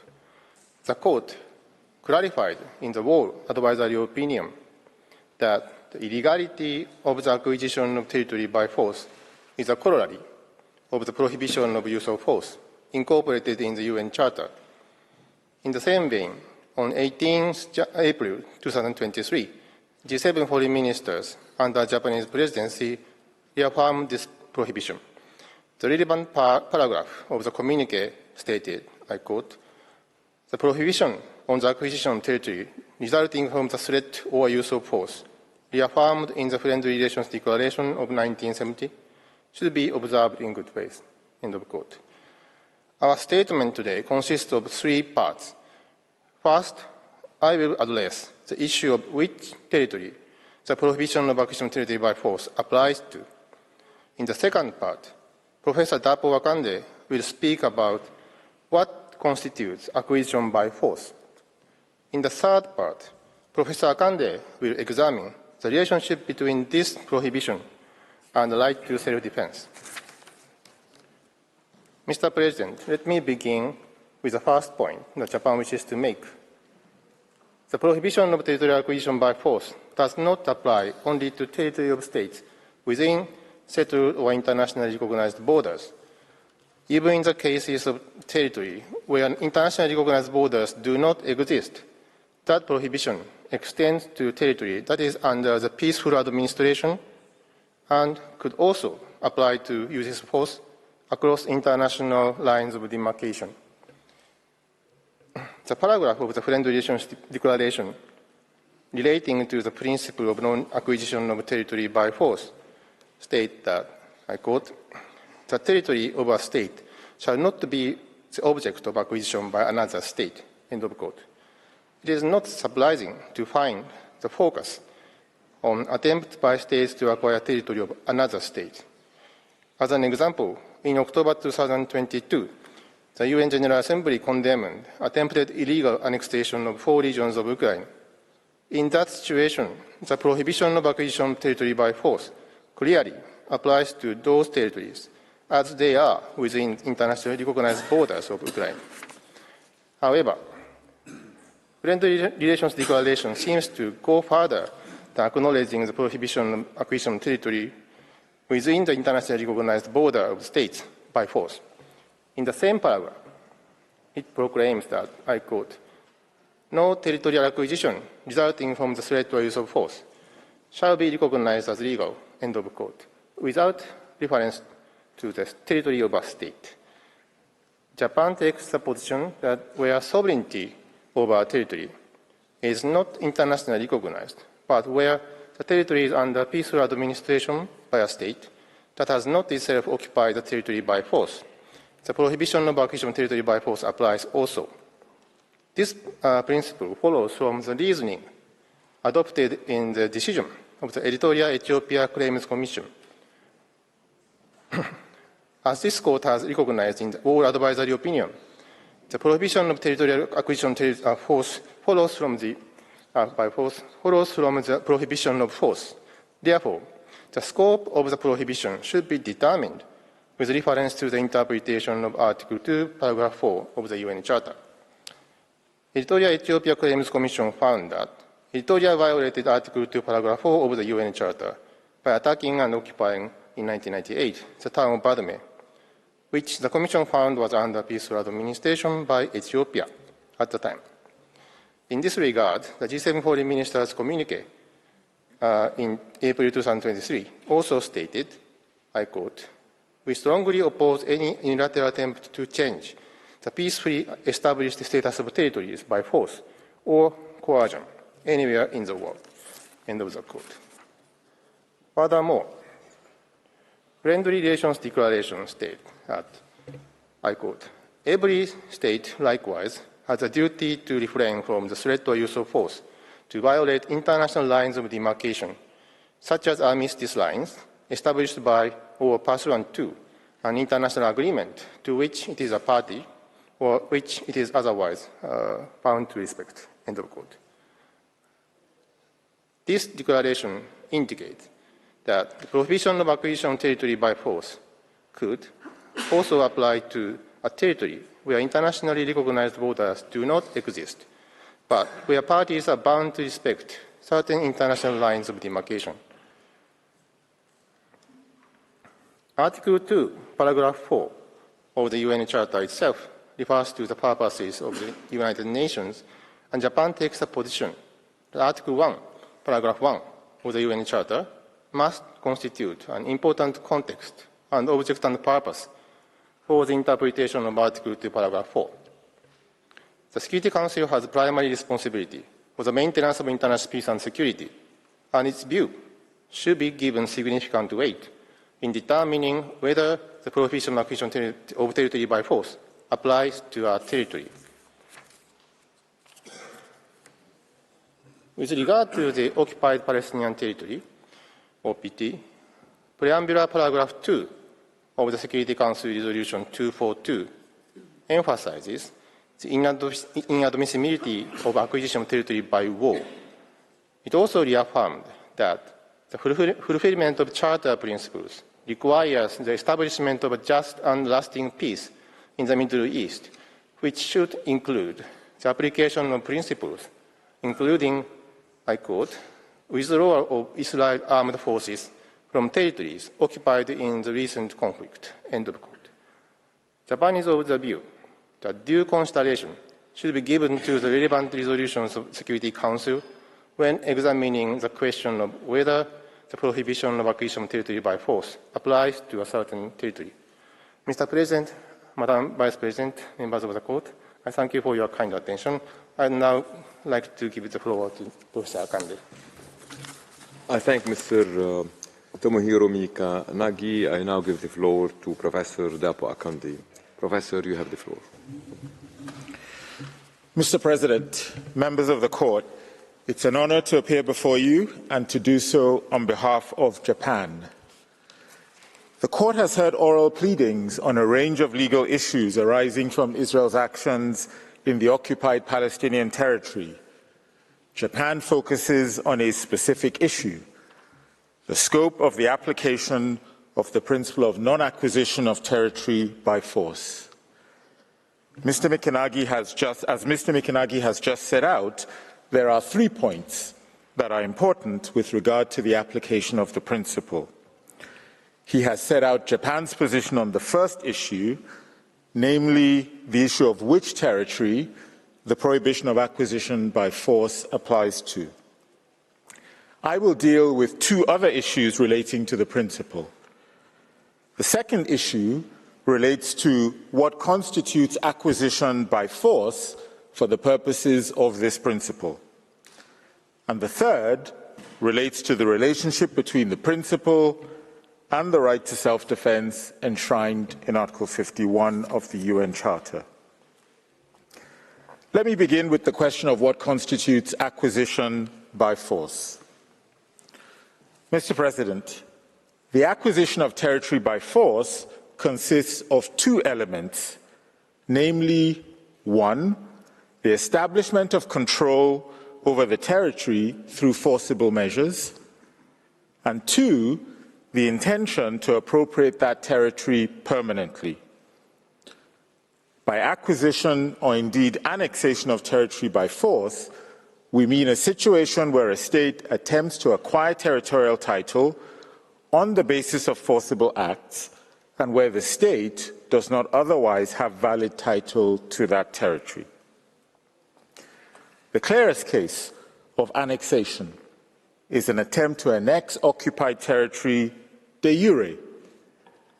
In such a circumstance, the occupying state formally declares its sovereignty over the annexed territory. However, in the Wall Advisory Opinion, this Court indicated that annexation could also take place de facto, where the actions of a state lead to what the Court called a fait accompli.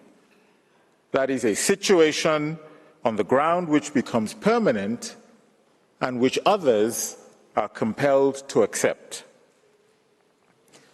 A state seeking to avoid the denunciation of the international community may be incentivized to refrain from formally declaring the annexation of territory. Without clearly expressing its intention to annex the territory, it may seek to gain permanent control over a territory it occupies by engaging in military operations and taking a series of measures that make it materially impossible for other claimants to restore the status quo ante without risking death, physical injury, or damage to property. In other words, the occupying state may create what you called a fait accompli through these measures. The effect of the prohibition of acquisition of territory by force would be seriously undermined if states were allowed to circumvent the prohibition by simply obfuscating their true intentions to annex a territory and coercing other claimants to accept its permanent control over the territory through measures that create a fait accompli. It is therefore important to clarify in what circumstances such measures would constitute de facto annexation and amount to an unlawful attempt to acquire territory by force.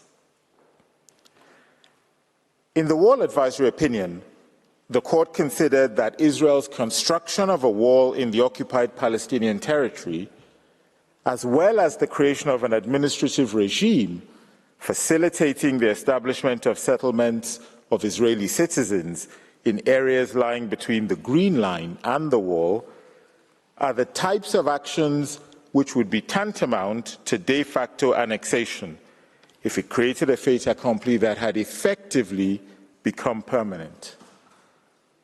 Japan considers that certain acts which have continuous coercive effect in imposing control over territory may create a fait accompli and are likely to indicate intention to maintain permanent control over the territory. The following acts by occupying states may have such continuous coercive effects. First, large-scale alteration of the demographic composition of the territory, backed by military and other physical power, including through expropriation of land and eviction of the population. Second, the construction and continued maintenance by an occupying power of a network of physical infrastructure, particularly where these represent such significant financial investment that they may be deemed to be intended to subsist over a significant period of time. This may include, for example, roads, communication systems, healthcare facilities, or large-scale military or law enforcement facilities. Third, the continuous forcible seizure and exploitation of the natural resources, including water, by an occupying power. These acts do not necessarily cause death, injury, or destruction, but when they are implemented cumulatively at a significant scale and sustained for a long period, they would have continuous, even irreversible effect on the territory.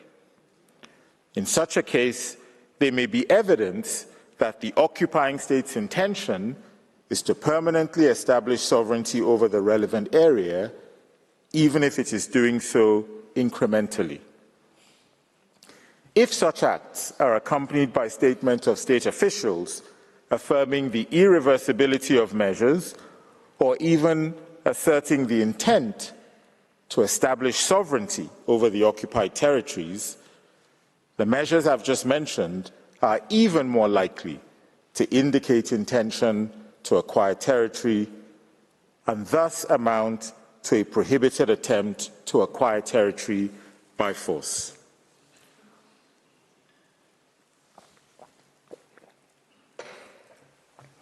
Mr. President, members of the Court, having outlined Japan's views on what constitutes the acquisition of territory by force, permit me now to turn to the relationship between the principle of non-acquisition of territory by force and states' inherent right to self-defense contained in Article 51 of the UN Charter.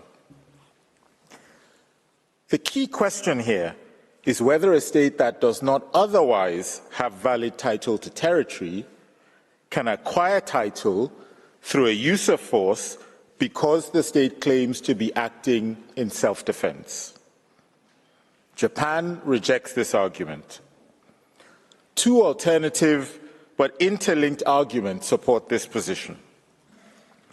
The first is that the principle prohibiting acquisition of territory by force precludes any acquisition of territorial title through force, regardless of whether that force is unlawful or permitted as an exercise of self-defense. Alternatively, and in any event, uses of force resulting in the annexation of territory will never be lawful as exercises of self-defense, since permanent annexation can never be a proportionate response to an armed attack. I begin by outlining the first argument.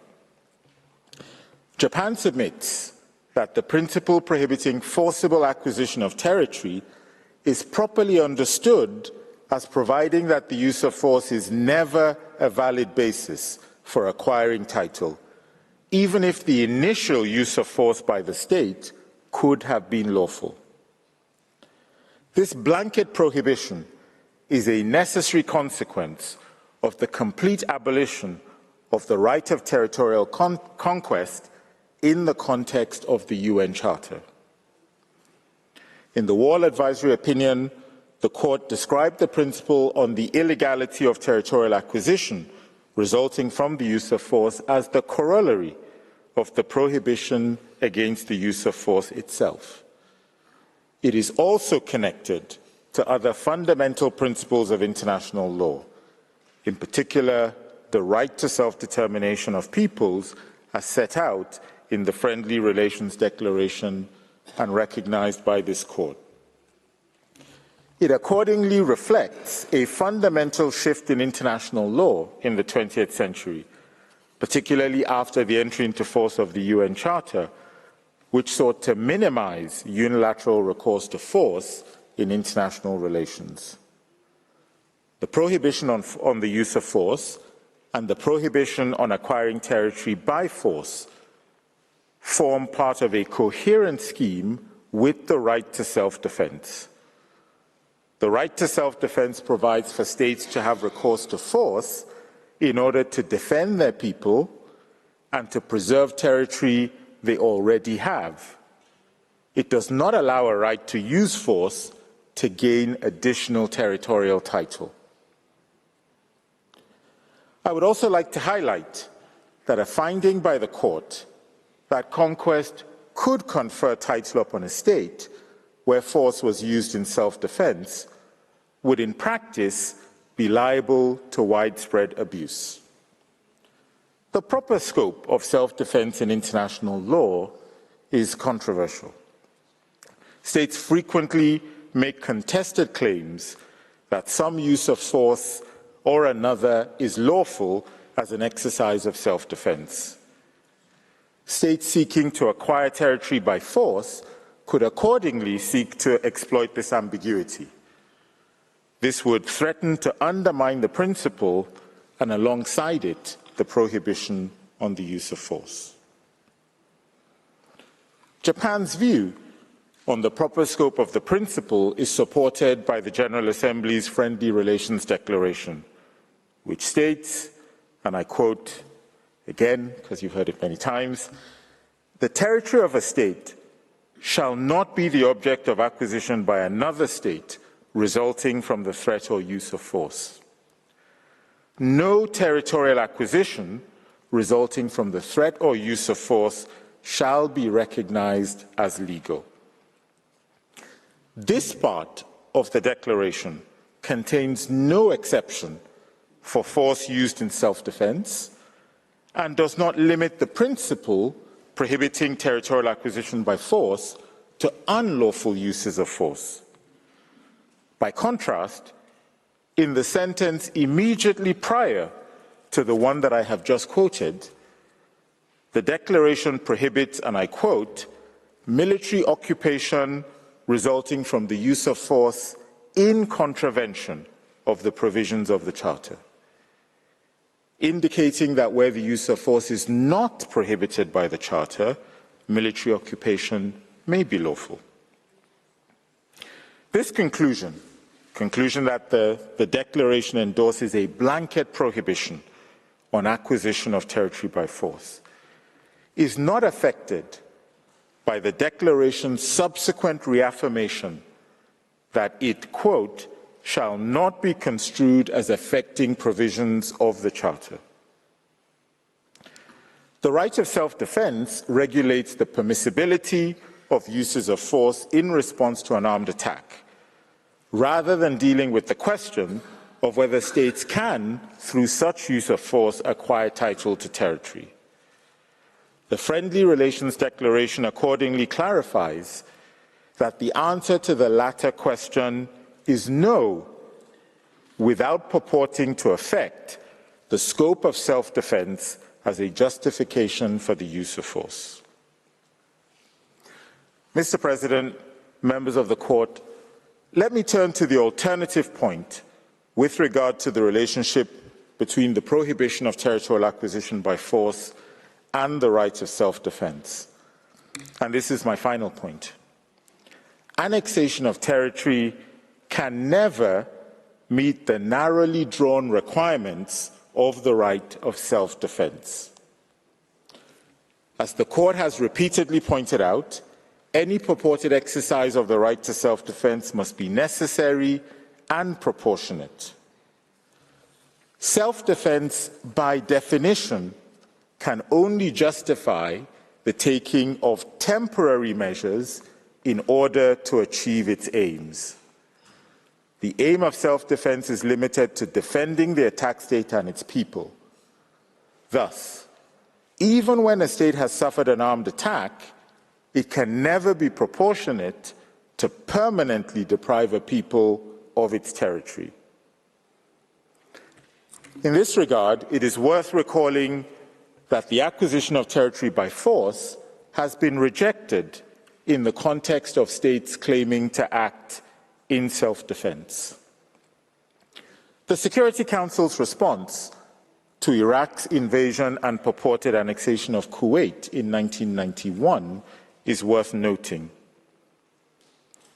While demanding that Iraq, and I quote, rescind immediately its actions, end quote, the Security Council, in its Resolution 686, simultaneously affirmed, and I quote again, the commitment of all member states to the independence, sovereignty, and territorial integrity of Iraq and Kuwait, end quote. It's thus clear that the territory of Iraq had not become liable to annexation, even if states were to act in defense of Kuwait.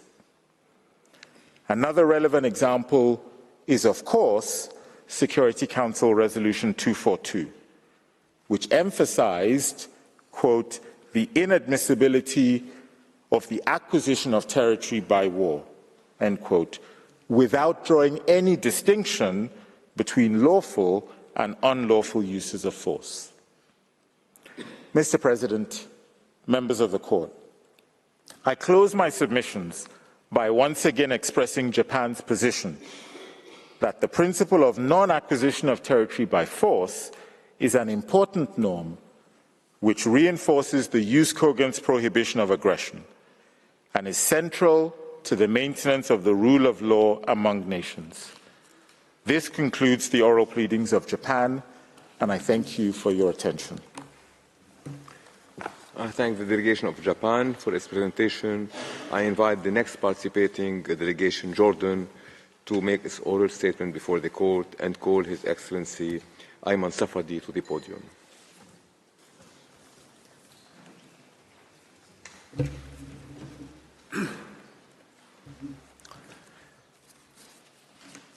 Bismillah ar-Rahman ar-Rahim. Mr. President, members of the Court. On behalf of the Hashemite Kingdom of Jordan, I stand before you today as the evilness of the Israeli occupation of Palestine is being displayed in the bloodiest and most inhumane way.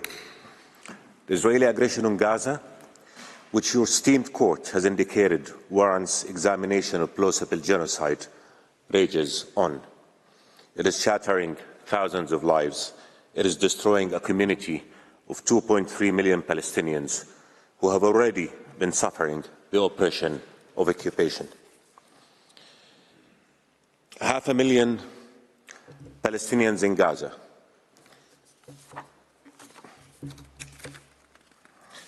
are at integrated food security phase classification level 5, facing starvation. This number is 4 times that in the whole world. In Gaza, Palestinians are dying by Israel's war.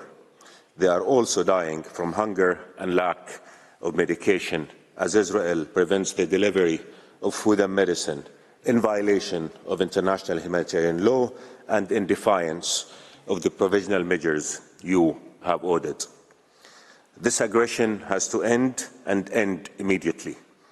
Those responsible for it must face justice. No country must be allowed to be above the law. Israel is acting and has been allowed to act in complete disregard of international law. That cannot continue. The occupation is unlawful. It is inhumane. It must end. Yet Israel has been systematically consolidating the occupation. It is blatantly denying Palestinians' right to self-determination. Its illegal unilateral measures are creating new facts on the ground that are killing all prospects for peace. Settlements, illegal under international law, are growing in numbers and are spreading farther in occupied Palestinian land. The number of settlers has grown from 280,000 in 1993, when the Oslo Accords were signed, to over 700,000 today, nearly a 150% increase. Settler terrorism is a growing evil. Its victims are innocent Palestinians, their homes and their livelihoods. As the occupying power, Israel has a legal obligation to protect civilians, to preserve cultural and historical heritage, and to refrain from forcing demographic changes. It is constantly and intentionally violating this obligation. Israel is forcing demographic changes in the occupied Palestinian territory, destroying cultural and historical Palestinian heritage, confiscating and annexing Palestinian land, driving Palestinians out of their homes, their farms, their villages and their cities. It is illegally detaining thousands of children, men and women, and subjecting them to physical and mental torture, humiliation and abuse. Israel is violating the right of Muslims and Christians to freedom of worship. The Israeli government is severely restricting Muslims' right to pray at Al-Aqsa Mosque and is taking no real action to protect Christian priests from humiliation and abuse by Israeli extremists. Throughout decades of occupation, Israel has been working on changing the Arab, Muslim and Christian identity of the holy sites in occupied Jerusalem. Mr. President, members of the Court, peace is the right of all peoples of the region. But there can be no peace until occupation ends. There can be no peace until the right of the Palestinian people to self-determination is realized by the establishment and global recognition of an independent, sovereign Palestinian state with East Jerusalem as its capital on June 4, 1967 lines that can live side by side Israel in peace and security.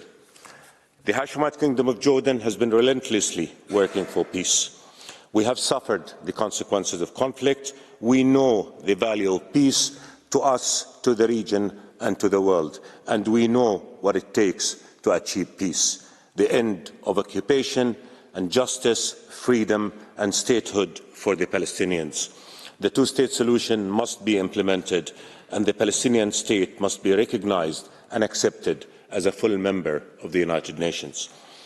And for the sake of peace and justice, Jordan will not relent in its effort to defend Muslim and Christian holy sites in occupied Jerusalem and to preserve their identity as we shoulder our responsibilities under the historical Hashemite custodianship of the holy sites and the special role the Kingdom has towards them.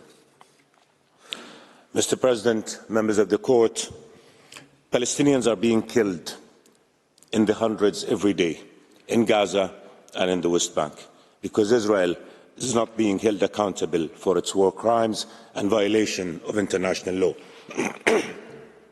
Children are undergoing surgery without anesthesia. 6-year-old Hind was left in the car for days next to the decaying bodies of her relatives whom Israel has killed. When medics finally arrived to rescue her, the Israeli occupation army killed them and killed her.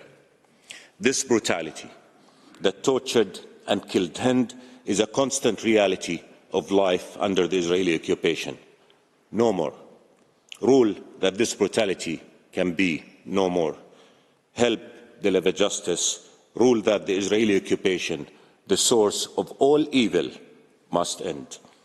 Thank you, Mr. President and members of the Court, and with your permission, I now yield to Dr. Ahmed Ziyadat, Jordan's Foreign Minister. I thank His Excellency Ayman Safadi. I now give the floor to His Excellency Ahmed Ziyadat. Your Excellency, you have the floor.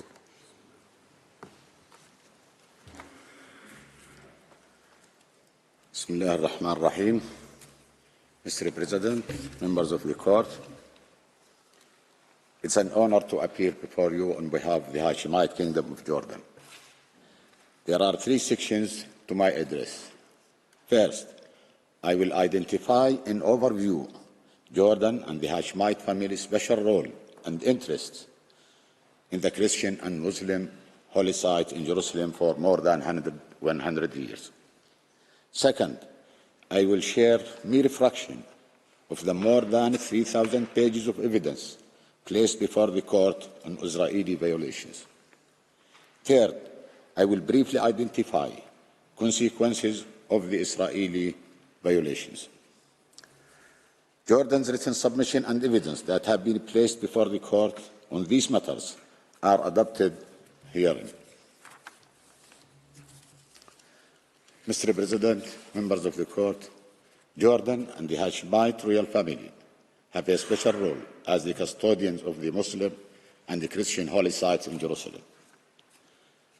This special role is of paramount importance to the whole world because it is what keeps the peace and preserves the historic status quo at Jerusalem holy sites. Jerusalem is holy to Muslims, Christians, and Jews, who together make over 55% of world population. And it must be a city of peace. Preserving the historic status quo is the key to that peace and to containing global religious tensions. In performance of this role, Jordan administers the affairs of the Muslim holy sites in Jerusalem, including their maintenance and restorations. Jordan also takes all measures within its power to protect both the Muslim and the Christian holy sites. This special role is historic and internationally recognized, including by the US, the EU, Russia, the UK, the Vatican, the Islamic States, and Israel itself. I will briefly highlight its recognition by some of the most directly concerned states and bodies. The final declaration of the Joint Arab-Islamic Summit held this year states, I quote, "The blessed Al-Aqsa Mosque, with its entire area of 144,000 square meters, is an exclusive place of worship for Muslims, and it is under the management of the Jordanian Jerusalem Awqaf, within the framework of the historical Hashemite custodianship of the Islamic and Christian holy sites." Article 2.1 of the Jordan-Palestine Agreement of 2013 states, I quote, "His Majesty King Abdullah II, as the custodian of the Jerusalem holy sites, exerts all possible efforts to preserve the Jerusalem holy sites and to represent the interests of the holy sites in international forums and competent international organizations through visible legal means." Israel itself recognized Jordan's special role in the Treaty of Peace between Jordan and Israel of 1994. Article 9.2 of the treaty provides, in this regard, Israel respects the present role of the Hashemite Kingdom of Jordan in the Muslim holy shrines in Jerusalem. In 1924, the heads of churches in Jerusalem pledged allegiance to Sharif Hussein, reaffirming the Hashemite historic role in safeguarding and protecting Jerusalem holy places. The Hashemite kings of Jordan have performed that role ever since, and this allegiance has been repeatedly renewed.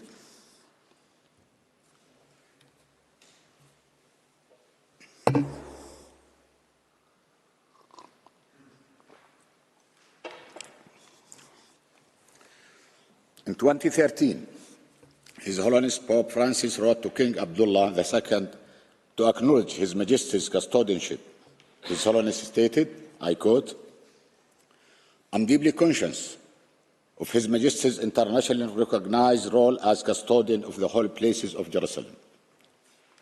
The care of the holy places of Jerusalem has always been the highest priority of the Hashemite royal family.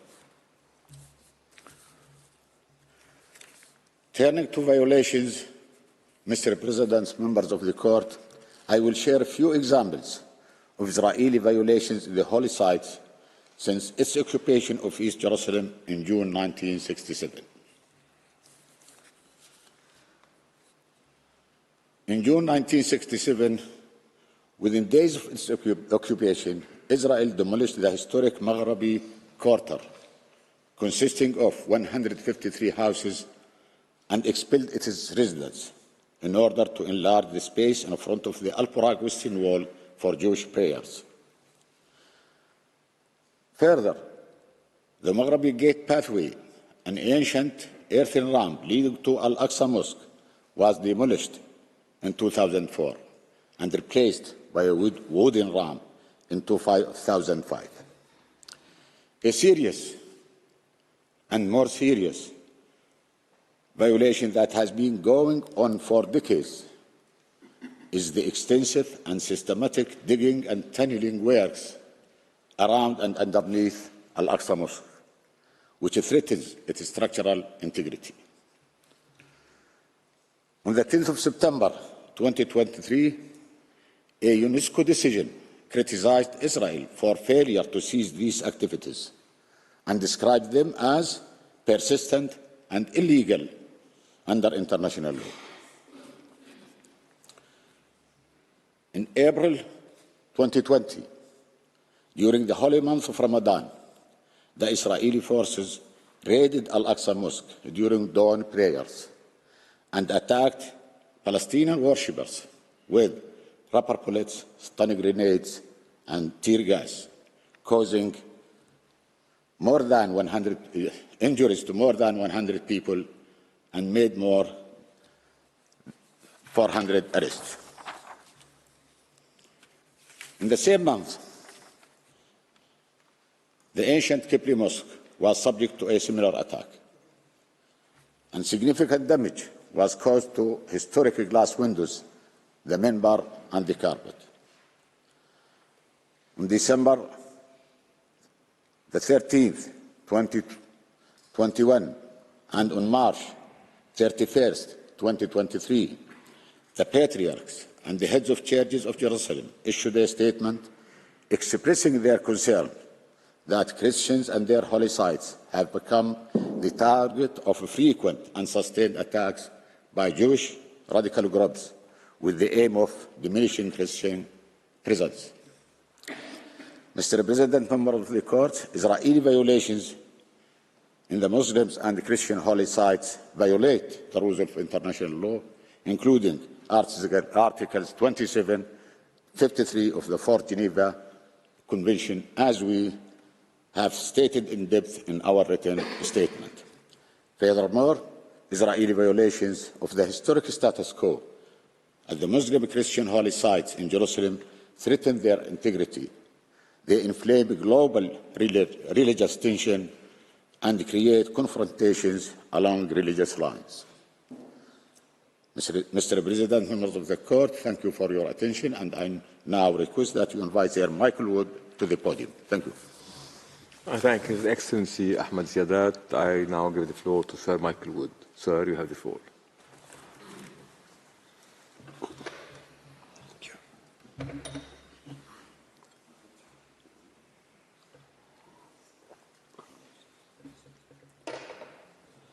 Mr. President, members of the Court, It's a great honour to appear before you and to do so on behalf of the Hashemite Kingdom of Jordan.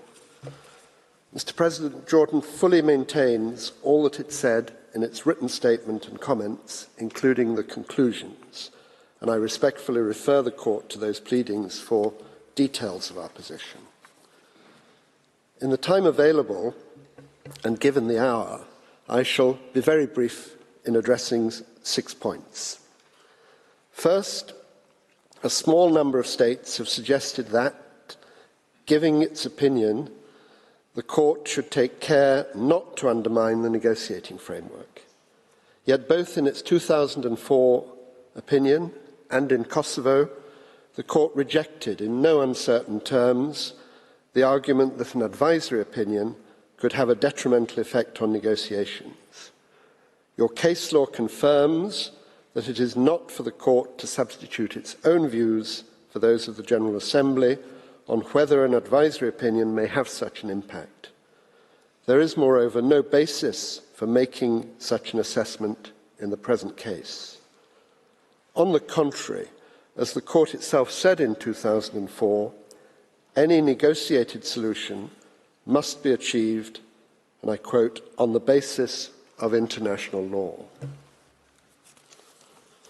My second point concerns the right to self-determination.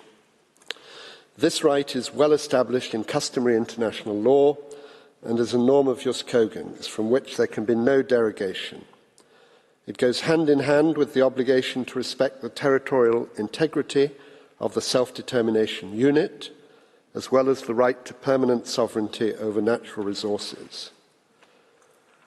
The competent organs of the United Nations have affirmed this right repeatedly over the years, demanding the establishment of a Palestinian state and the realization of the two-state solution.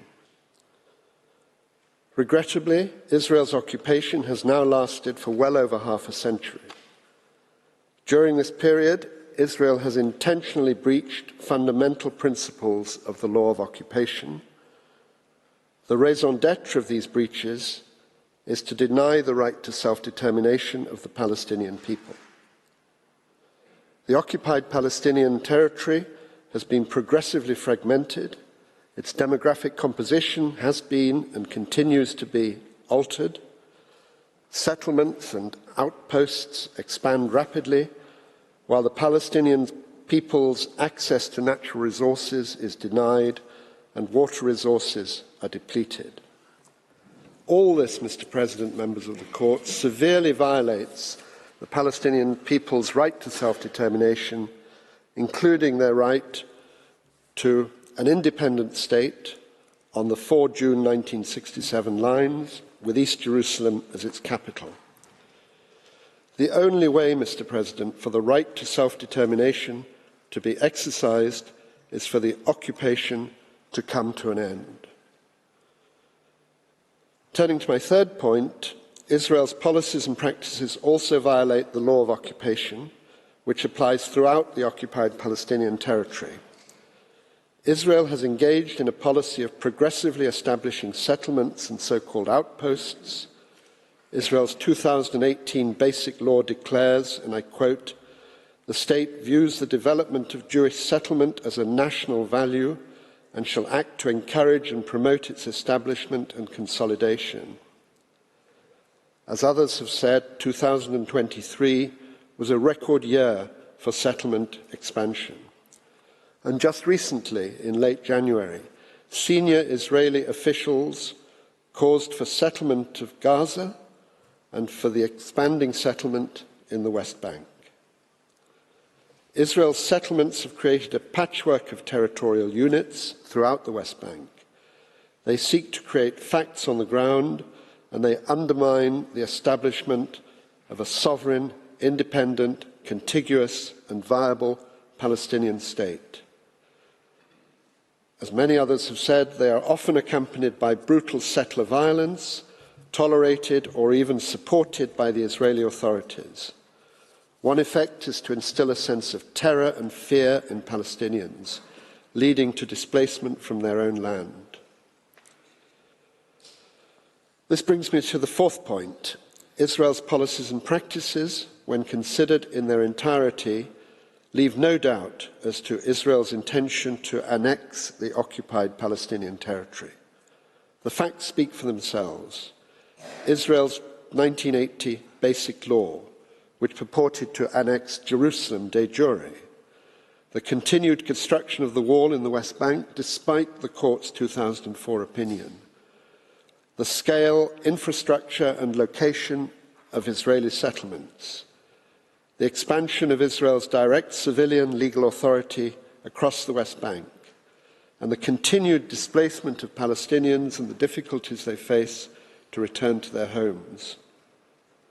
If there were any doubt, the map shown by the Prime Minister of Israel before the General Assembly last September, which you've seen earlier this week, and his rejection of the two-state solution confirm Israel's intention to annex.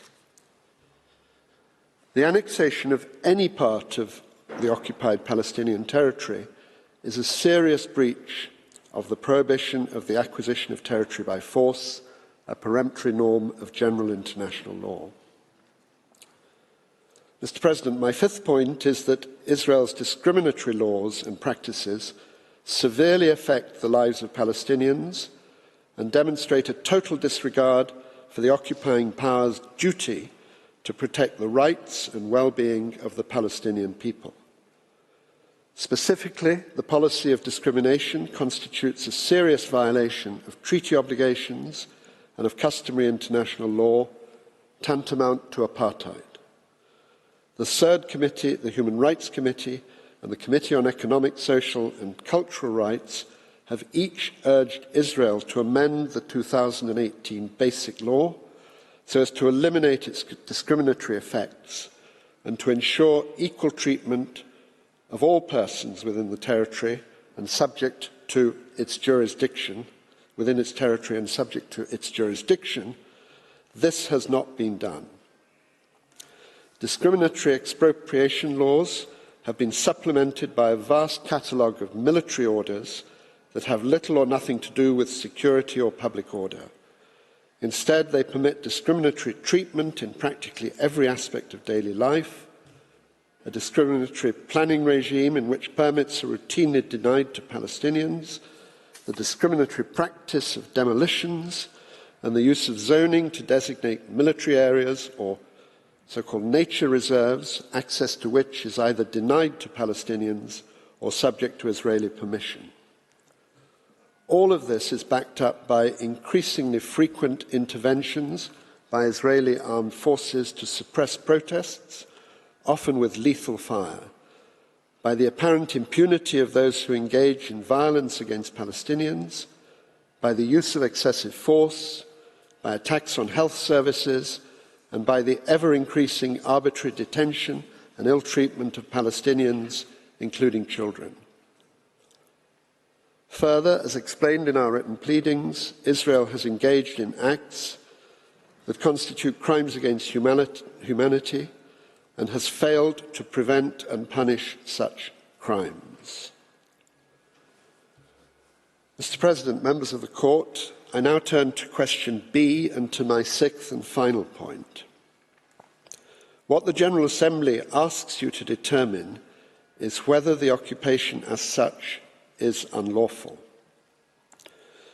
Three essential principles should guide the Court in responding to question B. These principles are fundamental to the law of occupation, and they reflect Joost Kogen's norms. First, occupation is by its very nature temporary. It must not become permanent or indefinite.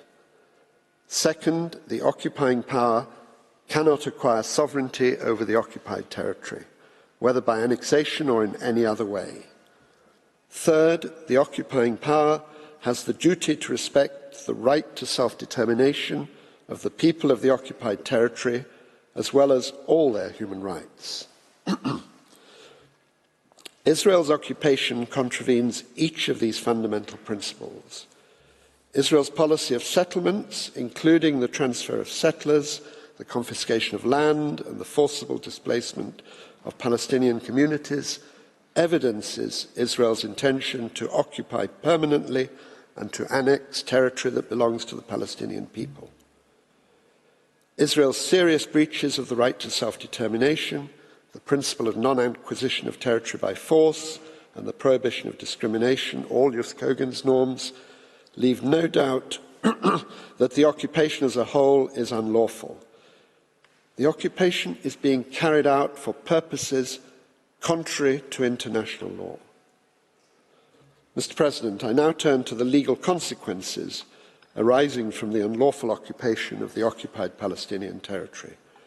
A principal consequence is that Israel must end its occupation of the whole of the occupied Palestinian territory, that is the West Bank, including East Jerusalem, and Gaza.